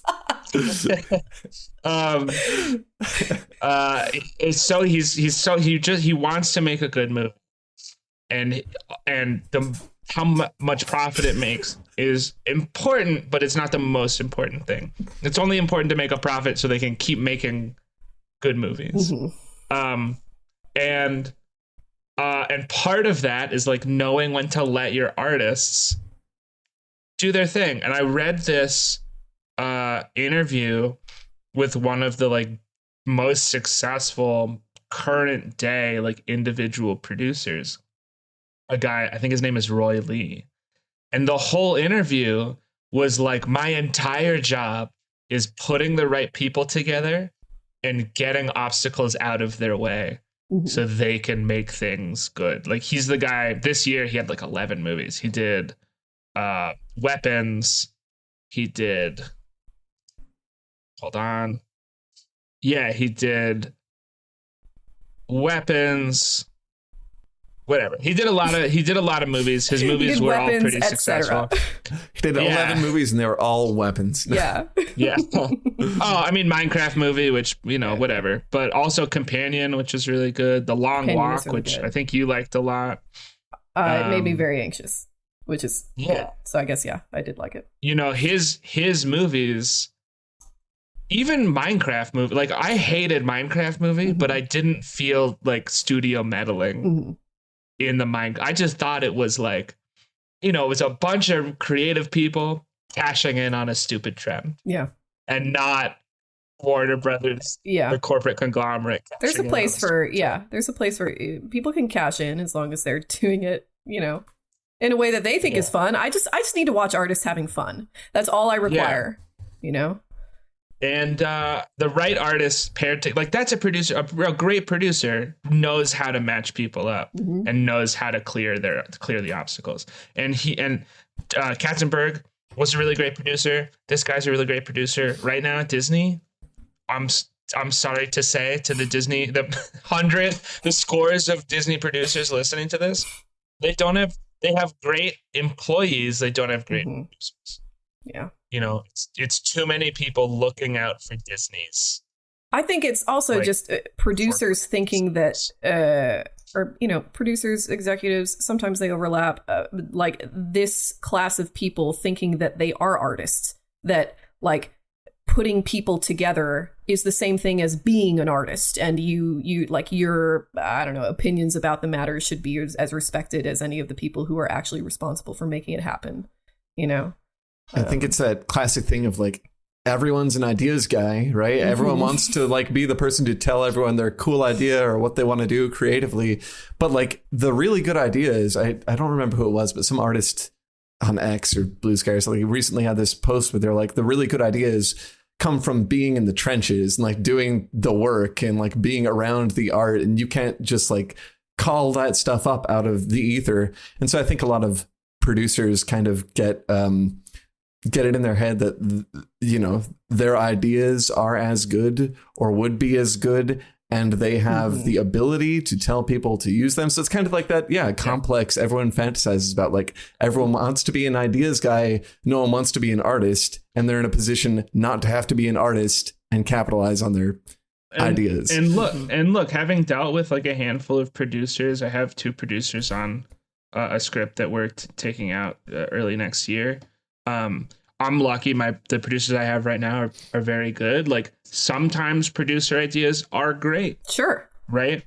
The problem is like a good producer can take a no and not be upset about it and not try to force it in one way or another.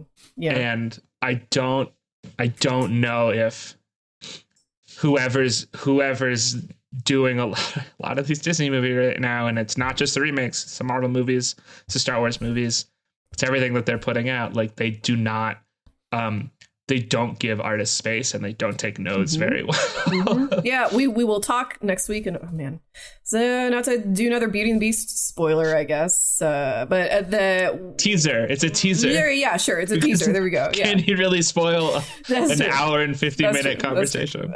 Well, one of the things we will talk about next week is that in the development process for Beauty and the Beast, they came up with just like hundreds and hundreds and hundreds and hundreds of concept sketches for the Beast, because they had no idea what he was going to look like, and they were trying to figure out like the right proportions and the right animals to pull from and whatever, and all of those, and like they came up with the perfect character model, I think. And all of those sketches ended up being set dressing in the castle. All the gargoyles are just different iterations of the Beast, which is amazing. That's artistry, like taking your scraps and then making them like it's even metaphorically relevant to what's happening on screen. They look very scary. They're intimate. It's so this is what happens when you give artists the space to just like fuck around the way they need to. And then you get Flounder, who I had to make a sound every time he came on screen because it was a jump scare.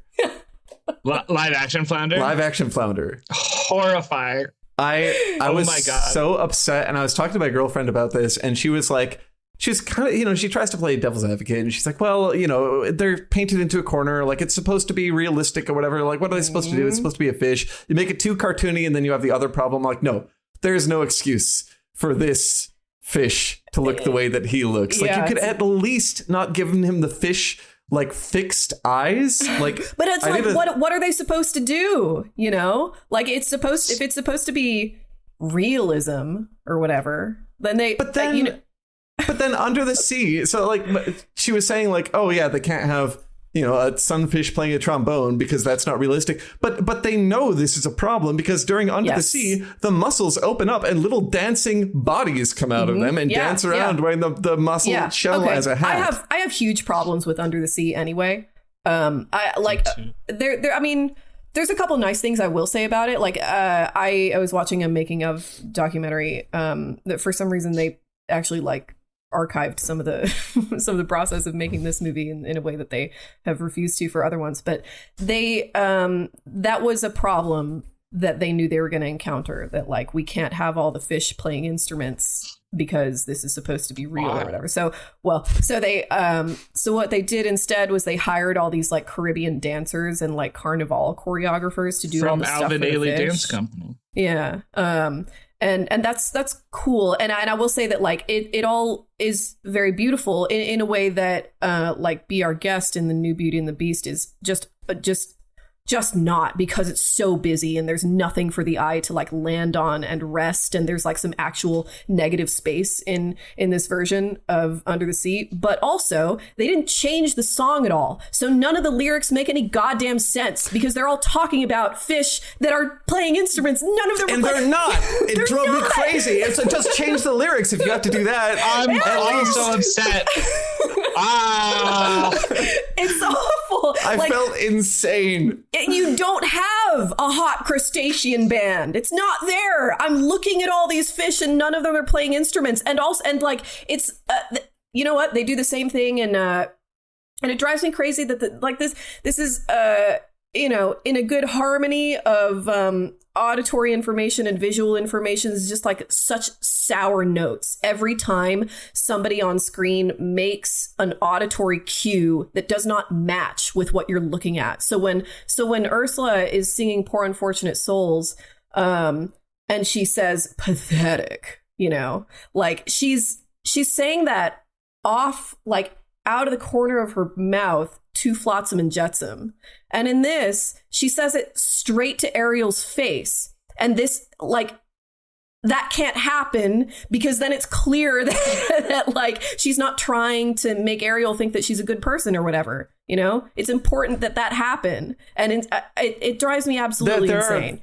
There are things that they do to be an adaptation of The Little Mermaid that don't make sense in the actual movie they're making, the actual story they're making. And so it does feel like they don't want to be doing this. They like have to, Yeah.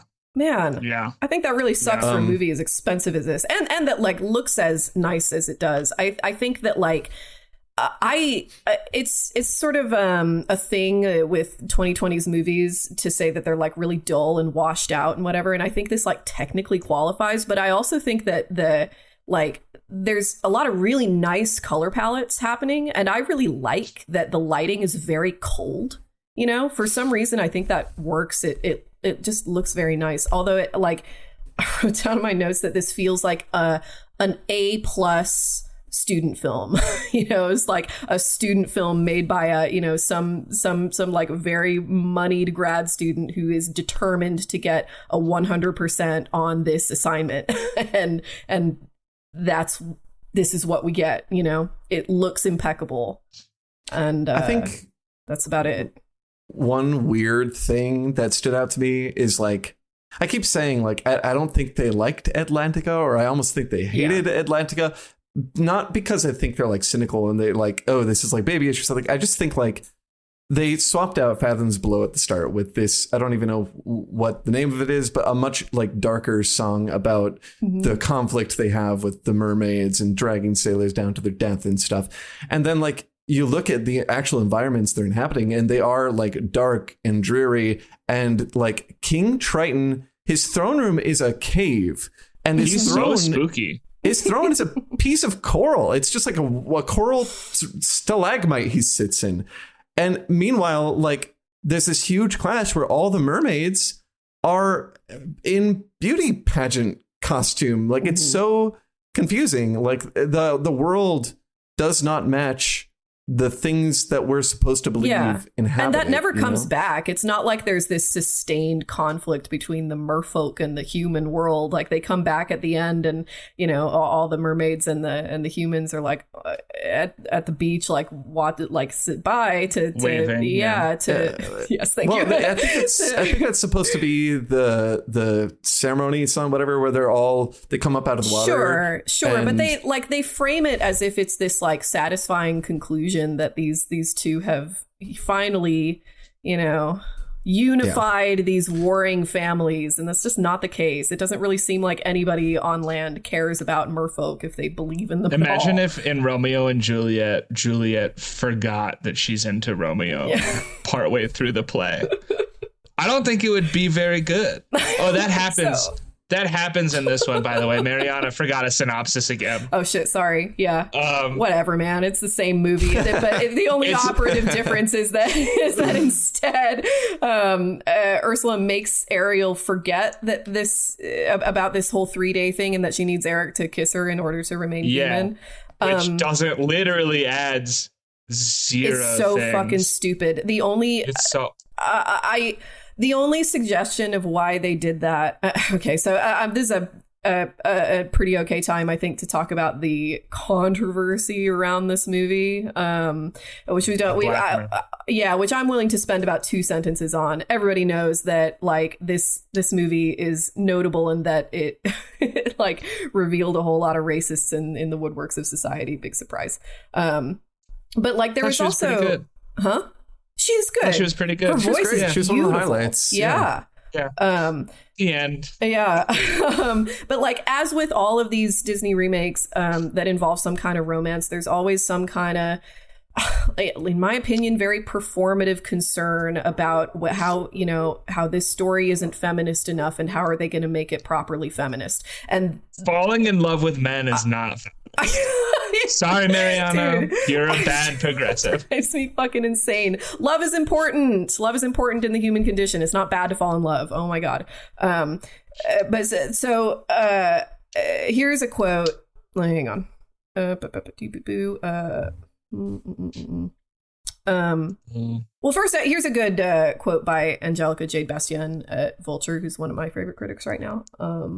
And she said, "The studio is more than happy for Black people to act as foot soldiers defending the worth of the brand against a barrage of online trolls with bad faith arguments." That's absolutely true. And it was all that's worth saying about that quote controversy, I think. You're saying that like Disney kind of does it on purpose a little? Well, so Halle Bailey was So we've had this conversation in real life before when we talked about The Acolyte. Yeah. And how Disney's whole marketing for The Acolyte was like getting Amandla to be like, Star Wars has always been gay, and letting the internet just never shut up. Yeah, I mean, I it's weird because I think it's part of the other aspect of film industry culture that we've talked about, which is that they're taking a lot of cues from finance culture and just diffusing risk among so many people that nothing that happens is anybody's fault. So like Halle Bailey was the first person to audition for this, and they loved her, and I think she's a really good choice, you know. And it doesn't seem like it's like her choice, like casting her doesn't seem like a contrived choice for me, and I don't get the vibe from anybody like the director that was the case either. But I do think that Disney is like anytime they get this news that somebody wants to hire a non-white person, they just like egg them on because it's going to be great marketing, and also it's like we talked about with Snow White. This was not the case in previous iterations of the film industry, especially with animation. Like you didn't have this marketing structure that just like rested on the back of your star, and your star was not necessarily expected to sell the movie in the way that they are now. And so it's like these. Well, hold on. Mm-hmm. Because do you mean like actively sell it? Yes. Okay. Yeah. And so these actresses that they hire for these roles, like it's not just that they have to act, they also have to like assume this role model position. Here's another Angelica Jade Bastien quote. Mainstream pop culture is stuck in a gear where the people involved in a production argue for the work's importance rather than its artistry. They give a personal anecdote. They talk about how children can grow up viewing the characters as a model for their own lives, rinse and repeat.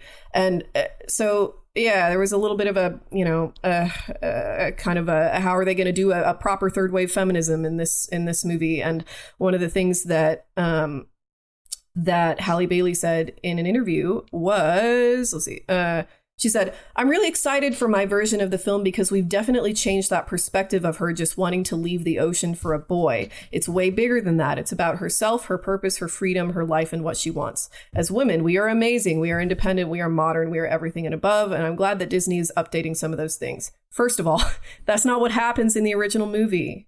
She is not leaving the sea just for a boy, It's like very early established that she is curious about the world outside her home. That's the theme of this movie. The theme of the movie is not you should go get married. It's like that incredibly simplistic way to understand what's happening here. And so I think that amnesia thing is an attempt to get this to be less about her pursuit of Eric.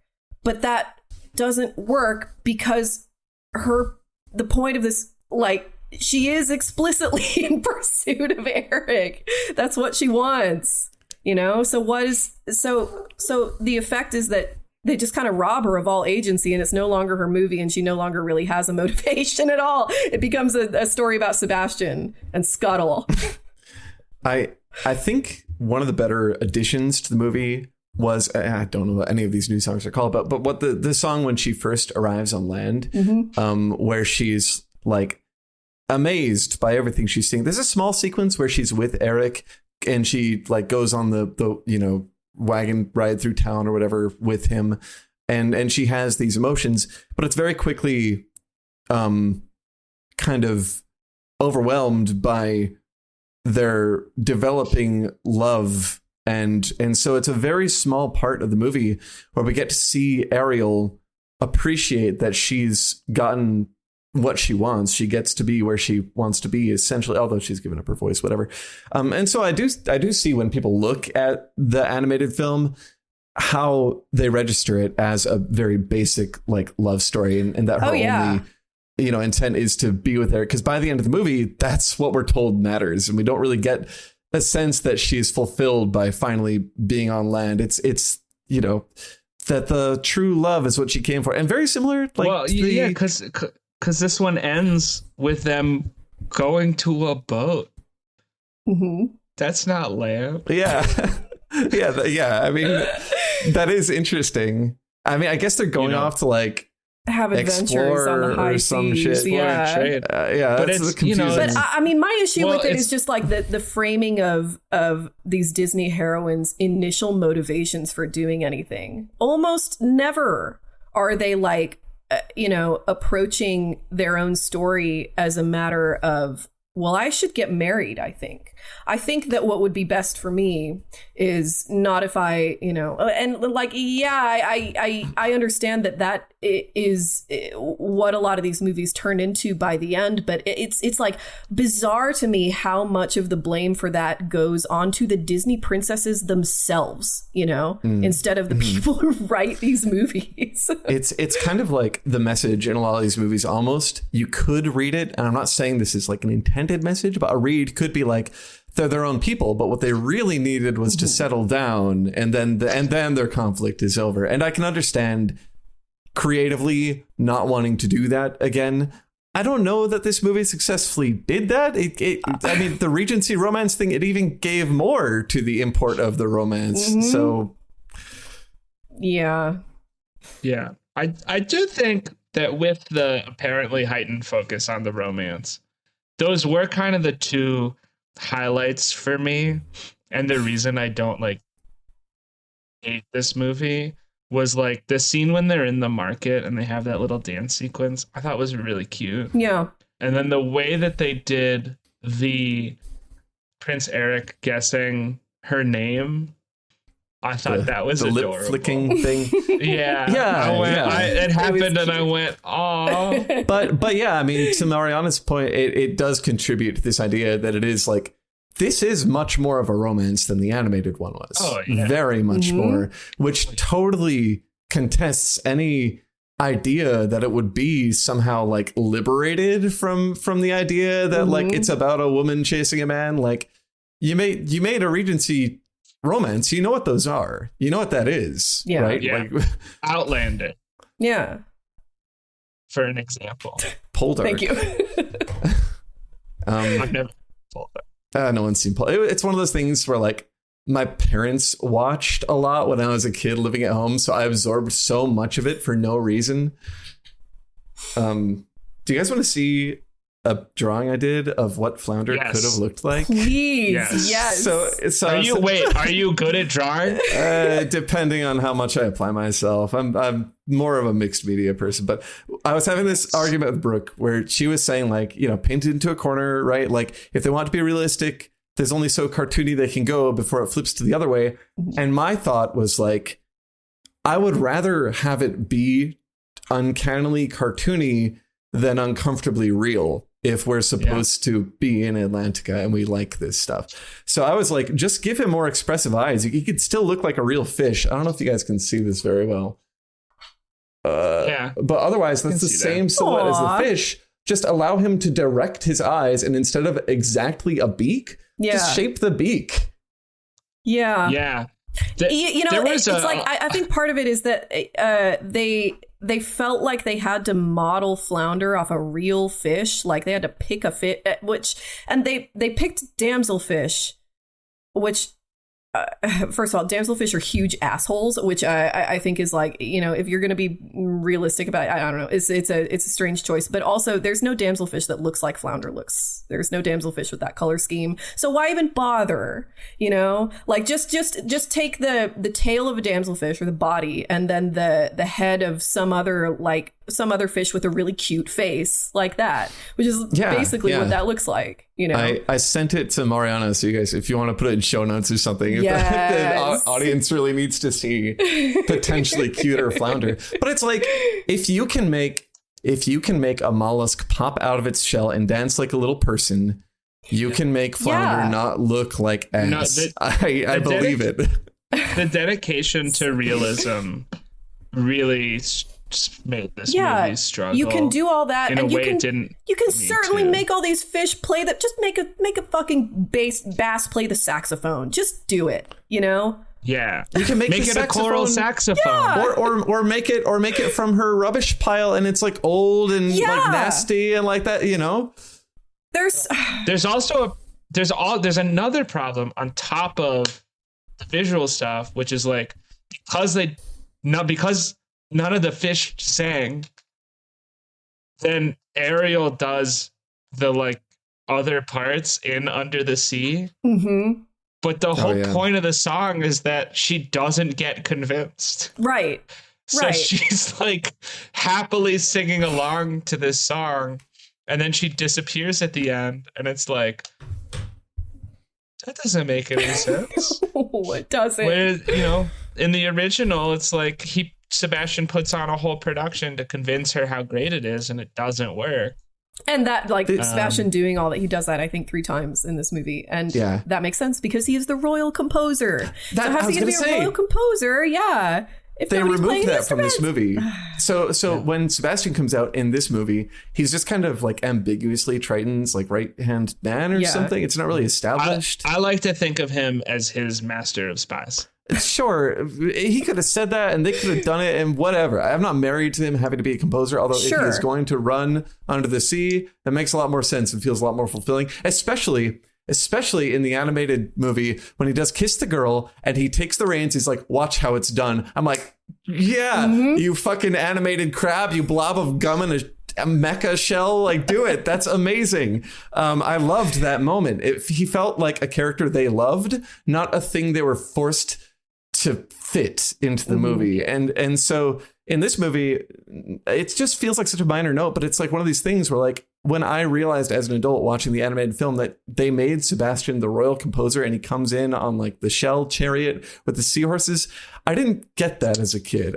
It was just stuff happening. But as an adult, I'm like, oh, he's like in this world. There is a world and he's part of its structure and it matters what he is. And in this, he's just an ambiguous crab that was given voice lines. Yeah, they're just relying on your familiarity with the characters from the original to just kind of fill in the blanks. Looks horrifying.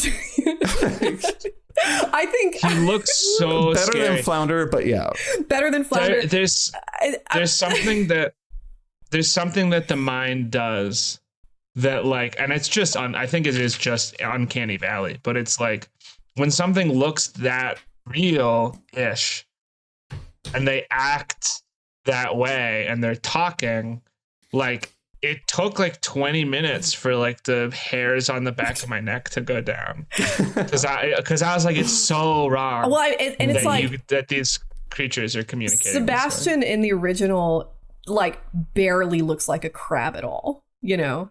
Like that's one of the benefits of animation. Piece of chewed gum in a neck. And yet feels more real than this. Sebastian. I think I kind of like the I don't know. I like the character design in a vacuum because I think those kinds of crabs are really cute, you know. But I mean, you just like what those crabs look like. That's not a character design. You just like what those crabs look like. I'm not defending it. In a vacuum, I said. I mean, like part of the problem is. I will say this is maybe like a larger scale take than like the specific designs or whatever. But like, you know, I could talk about like wanting a fish to pick up a saxophone or a trombone and like play it underwater. And I could talk about like Flounder wanting him to be cuter and stuff. But like the thing I wish they could do, they have that romance, that Regency romance throughout the middle and the statue, like, and they have the opening with the other song that's not Fathoms Below. A lot of the stuff on the surface is like a better and more believable story, but then Atlantica comes in and it kind of like ruins it.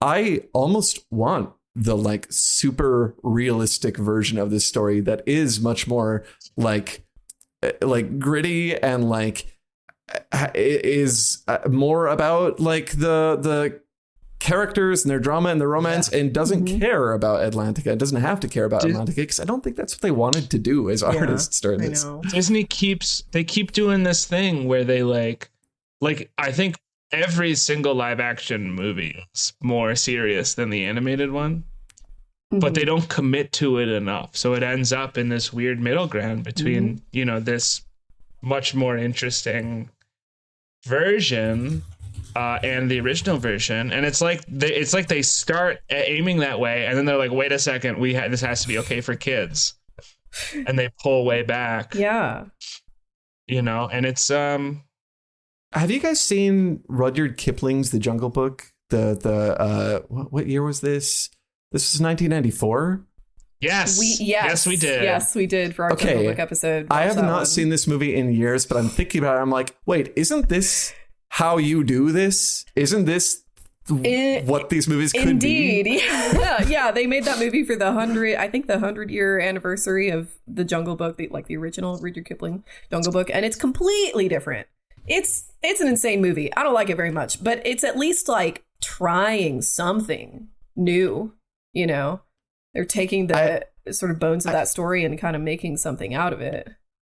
I mean, would this movie have been better? I think arguably so. If none of the fish sang. You can even keep, you can make the mermaids sing and the people sing, I guess, if you want. But like, I think there's a real problem with anthropomorphizing what are just in natural history, like some of the least expressive animals possible, like birds and crustaceans and fish have literally immovable faces. And it's extremely weird to try and give them that kind of personality, which is why in this, in their, version of Under the Sea, they're picking these, which again, I think is an okay decision. They're picking all of these like sea critters with very bold patterns and very interesting silhouettes and just like having them move around. But man, just don't do Under the Sea then, if you're going to half-ass it like that. But then you just say, don't do this movie. Then you say, that's honestly where we end up a lot of the time. It does seem like that's the conclusion. All roads lead to don't do this movie. It's a bad idea. So the trailer for this movie got 100 million views in its first weekend. It's just the most out of all Disney remakes. It went just like super viral immediately, partly for racist reasons, but partly just because Lion King had come out already, Beauty and the Beast had come out, Aladdin had come out, and so everybody was like the momentum had built, and people were interested in seeing what this was all going to be about. So it did pretty well. It did make a modest profit, but it was kind of a disappointment financially. It fell off super hard in its second weekend. Apparently, because again, competition is good. Its second weekend was when Across the Spider-Verse was released. And everybody wanted to see that instead because it's a better movie and a more interesting movie, but made by more interesting artists and animators, or just produced by better minds. Yeah, and so the theater drop off was like 60% or something crazy. Wow.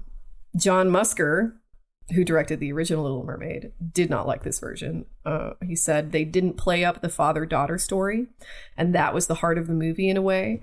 And the crab, you could look at live animals in the zoo and they have more expression. Like with the Lion King, that's one of the basic things about Disney. That's the appeal. Like animation can do things that live action can't. Why are you trying to make these animals into something cuter than they are? That's what animation is for.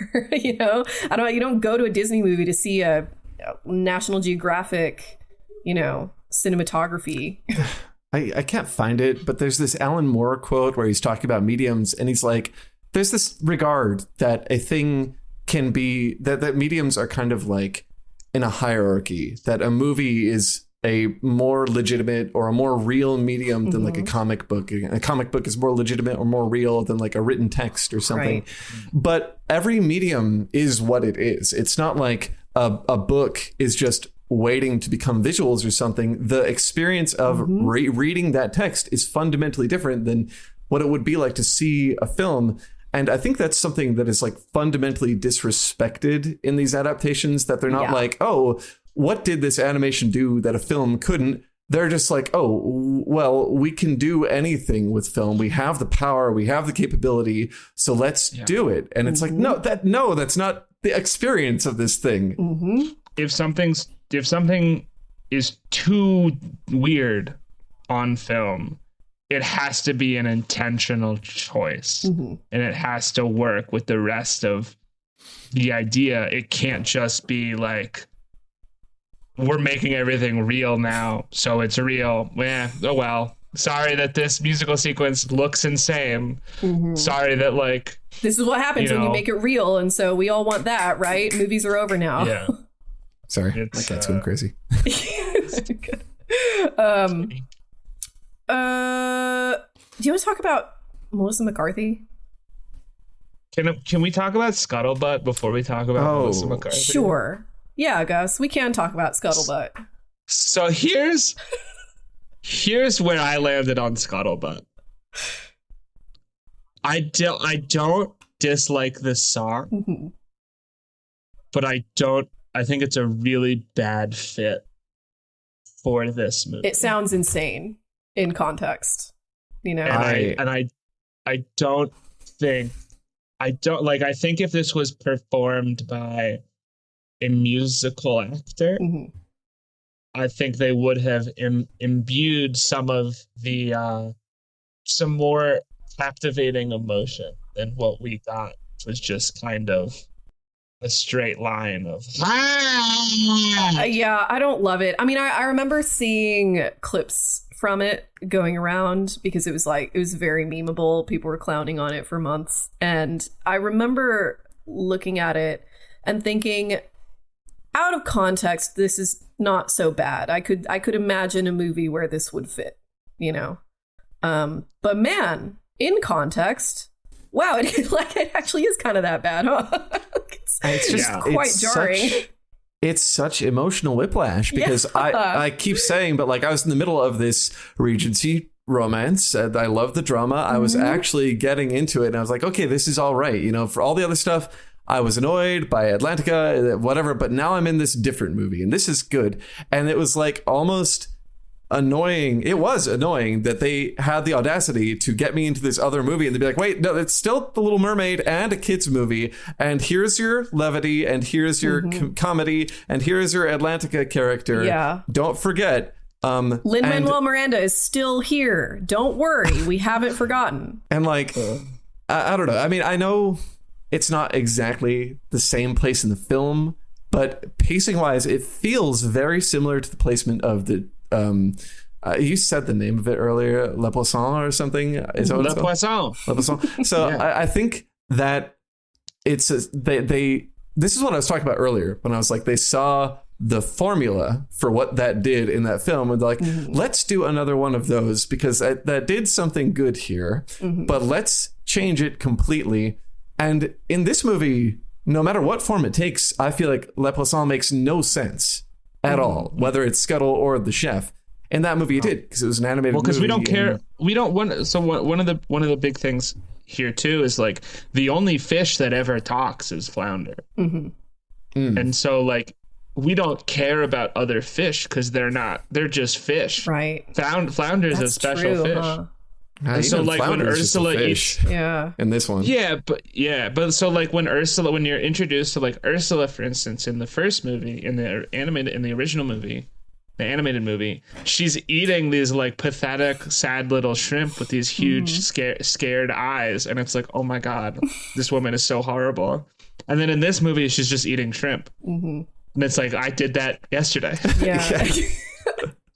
I miss Flotsam and Jetsam too. They're so creepy in the original. How their eyes are like one eye is always looking at because they're controlled by Ursula. That never occurred to me when I was a kid watching that. Instead of like doing a cool like, oh, we're gonna like convince you or these oily characters with character, they just turn into her face. Yeah, they just turn into a portal to her face. They're just a zoom like. Yeah. Oh no. And Ursula herself, oh man, I really like Melissa McCarthy. I think she's a very good actress. She's doing her best. They should have hired an actual drag queen. They should have just hired a drag queen, If Disney wanted some of that, like if Disney wanted some of that real controversy to drive viewership. That would have been real controversy. It actually would have been a pretty interesting and kind of aesthetically powerful decision. But like even if they didn't want to hire an actual drag queen, ABC for a while, do you remember this? They were like they did this thing where they were adapting all the like a bunch of musicals and whatever for stage, and they would just like they'd film it, do like live versions of the musical. And they did they did Little Mermaid once. Like they did Grease, right? Yes, they did they did Little Shop of Horrors. I think they did what am I thinking of? Rocky Horror Picture Show. Sorry. So they did Little Mermaid one year, and Queen Latifah was Ursula, and you can see her performance on YouTube. It's so good. It's amazing. And it's like just whatever sauce is necessary for a good Ursula performance. Melissa McCarthy just does not have it. It's like she's doing an impression is what it is. And I think that's the wrong approach. Like, it feels like that producer brain thing where it's like, this is a comedian villain, technically a comedic role, sort of over the top. Melissa McCarthy can be over the top. So it's like basic math or something. And it's not like, oh, I'm in here putting this together and what actually feels and looks right. Have I tested this person in this role? Like, I'm sure they did test her in the role, but I'm just saying, like, are you doing basic math with it, or are you actually like feeling out what is appropriate for the movie and the context of the what movie? kind of character are you going for here? Because this isn't like, what makes Ursula so interesting is that she's extremely campy, and Melissa McCarthy is not doing camp here. You know, it's like the drag Ursula is the drag interpretation of like an aging socialite, you know, and Ursula, or Melissa McCarthy's Ursula, is just the aging socialite. Like, there's no camp about it. She tries to mimic the voice, and it sounds like it's an on point impression, but as a character, it sounds like she has a cold, you know. It's not there. The emotional peaks are super like dulled. Like when she dies, Ursula does the villain like scream, you know, and it's crazy. It's over the top. It's like a groan or something. She dies almost silently in this movie, which is, I couldn't believe it. Like, Brooke and I were both sitting there with our jaws open because, like, is that it? That's it. Is she dead? Yeah. Because there's no drama to her exit. That was not what happened in Kingdom Hearts at all.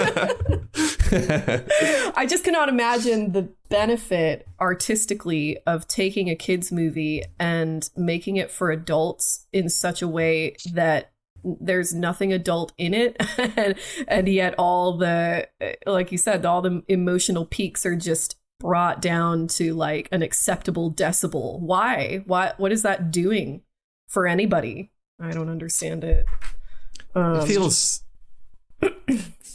like a continuation of like the post Apple world where like every device has to be a smooth, flat brick with rounded edges or something. Yeah. Everything. What has is to be it? Friction. What's it called? Like frictionless. Yeah. It's a frictionless The Little Mermaid. Yeah. Yeah. You never feel too bad. You never feel too good. Yeah.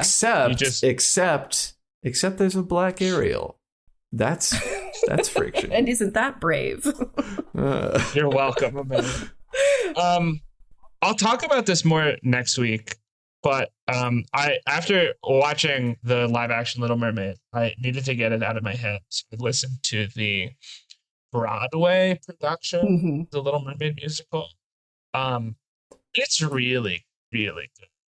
At least the songs are. They add a bunch of songs that like work really well. The Titus from Unbreakable Kimmy Schmidt plays Sebastian, and his voice is incredible.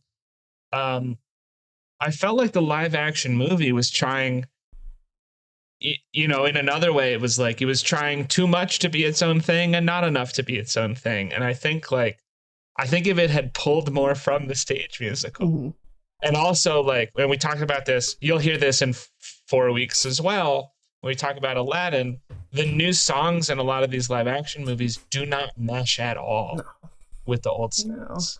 And the new songs in the stage plays like really do.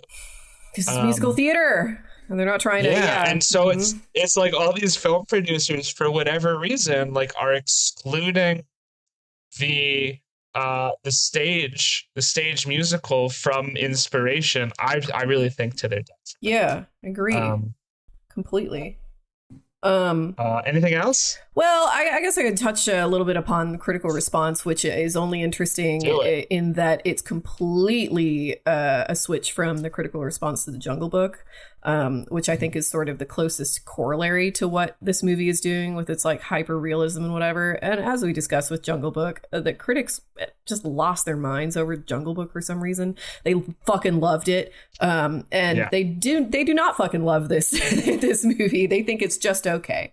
The audience score is still at like 93%, but critics themselves are pretty confused about what's happening with this movie or why we're doing this. They all love Halle Bailey, but are unimpressed by everything else. So I don't know if it was like COVID that finally broke everybody's fever and, you know, got everybody to think about what is actually worth looking at in this life and what our possibilities are as artists in this field or something. But yeah, they're not impressed by it. Richard Roper, Chicago Sun-Times, said Halle Bailey saves the day with an endearing, charismatic, star-powered performance, blah, blah, blah, blah, blah, which swims dangerously close to wearing out its welcome on occasion, features some eye-popping but occasionally jarring visuals, but ultimately wins our hearts. Very middling.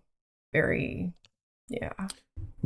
How much of this do you think is the spectacle just, you know, getting old? Like, I think when the Jungle Book first came out, the remake, it was, people were really excited about the redesigns of the animals and how it looked. I mean, really how it looked.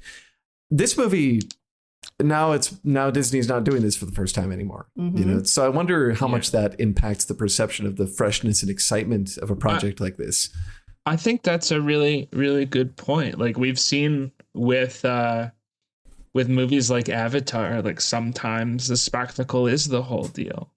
And the fact that there have only been now 3 Avatars, I think have been a big reason that like it continues to do pretty well. If there had been, because between Jungle Book, which was 2016, and Little Mermaid, which was 2023, there'd been like a good chunk of live action remakes. Yeah, and it's not that different. Like it's very like in terms of busyness and design veracity, I guess is not quite the right word. It's very realism. Similar to the design. Well, it's not obsequious. Opulence. The opulence in a lot of the design, like it's also very similar to Beauty and the Beast. And it's like, you know, at a certain point, the shiny coat doesn't matter as much, and you have to look at the quality behind it. And that's why like a lot of the older Disney movies really stand up, because okay, it's not like top of the line animation, but it's still pretty, it's still done super well, it's a nice story, it's expressive, it's fun to watch, which is what these are missing so much of the time, that there's just like in terms of spectacle, like I remember the reason I watched The Jungle Book was because I saw King Louis and I was like, holy shit, they turned him into a Gigantopithecus. Yes. That is really cool. That's a really cool design choice. And like brave and a departure and weird. And he's voiced by who? That's amazing. But like in this one, where is that brave design departure choice? Yeah. Where is it brave? You know, there's not a spectacle for me to come see that's like, oh, you really did something weird with your redesign of this stuff. Yeah, there really isn't much of a redesign for anything to speak of. King Triton is very spooky. Yeah. In this one. They covered up his hot bod for some reason. They did. That's a shame. He's just scary because it's Anton Chigurh. Yeah. Yeah, I know. Anyone who's ever seen No Country for Old Men, like the moment King Triton opens his mouth, they're like, everyone's dying. Yeah. Everybody leave as soon as possible. Yeah. I was waiting for him to look at Ursula and say, you have no idea what you're talking about, do you? All right. Well, a great original and a disappointing remake, as so many of these turn out to be. How unusual. So don't watch the original one. Don't watch the remake. What should they watch instead? Let's start with Denji. Yes. Oh my God. What's your recommendation? That you did not prepare for this. Okay. Yeah. Well, if you want an ocean adjacent story that feels aesthetically contiguous and also pulls from like fairy tale, watch Song of the Sea by Toon Saloon, amazing. They actually have 3 movies that are very similar, based in Celtic mythology: Song of the Sea, Book of Kells, and Wolf Walkers. I almost said Wolf of Wall Street. Very different movie. They're all incredibly good. I give you a high recommendation for Wolf Walkers without ever having watched it yet, because every artist I know who's seen it gives me rave reviews. So yeah, that would be my recommendation. Anything Toon Saloon, but specifically Song of the Sea. That's a good one. Are they the company who did that like really pretty Irish one? The Book of Kells, it's probably. Like super old school. Yeah, it's got like the medieval stacked, I don't know what you call this, but like where a lot of the scenes are just one vertical like pane, and the characters walk vertically through the scene. Ooh. They intentionally did this thing, not to go too deep into it, this is just my recommendation. This is part of the recommendation.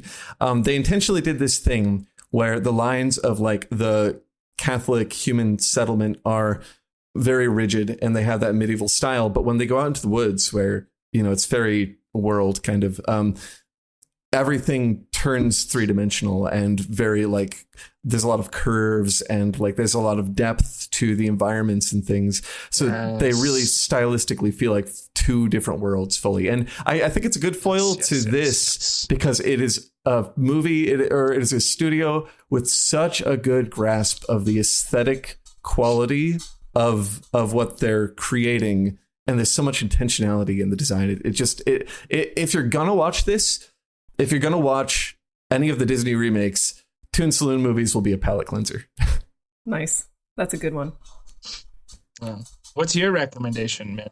Oh, God. Well, I mean, I haven't watched anything like new since last we spoke 2 days ago. But I guess, and this is also coming out after Christmas, so you can just kind of bank this for next year, I guess, unless you want to watch in the wrong season. But my favorite version of A Christmas Carol is the Alastair Sim version, which I think is from 1953 or something.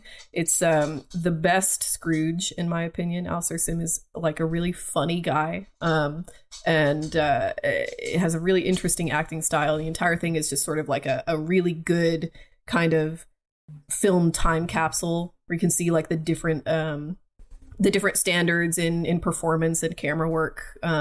And yeah, it's really good. So yeah, Alastair Sim Christmas Carol. It's in black and white. That's mine. My recommendation. Seen anything since last time? No, my recommendation is 30 Rock. It's really funny. Oh my god! You can be cool and not like these 2 losers and watch a great mid 2000s to early 2010s network.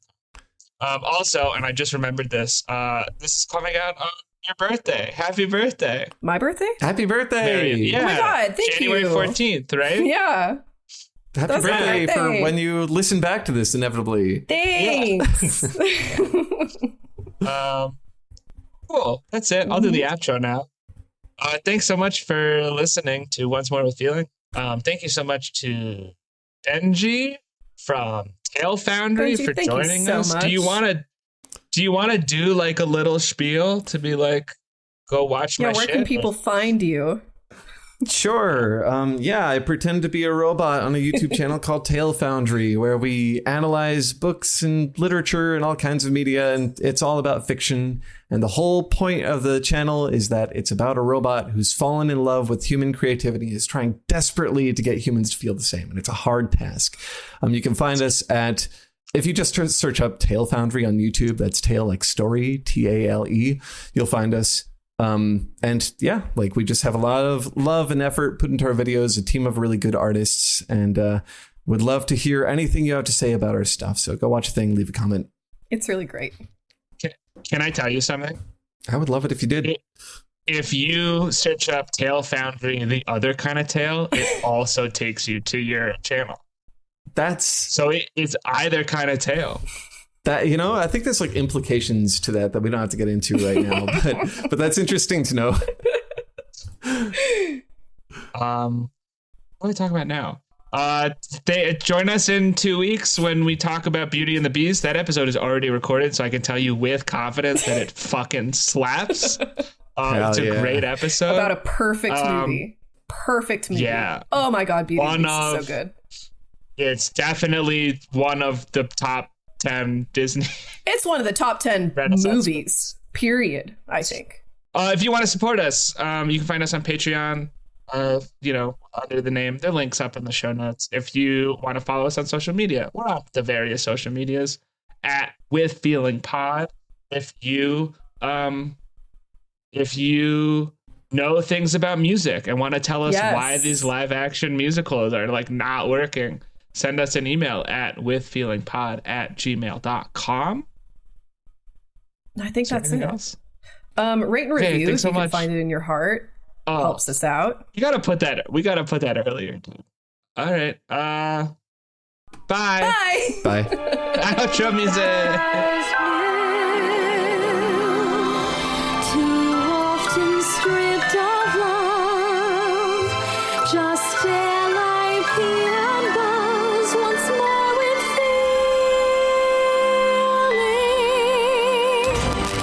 feeling. When you're out of fresh desire,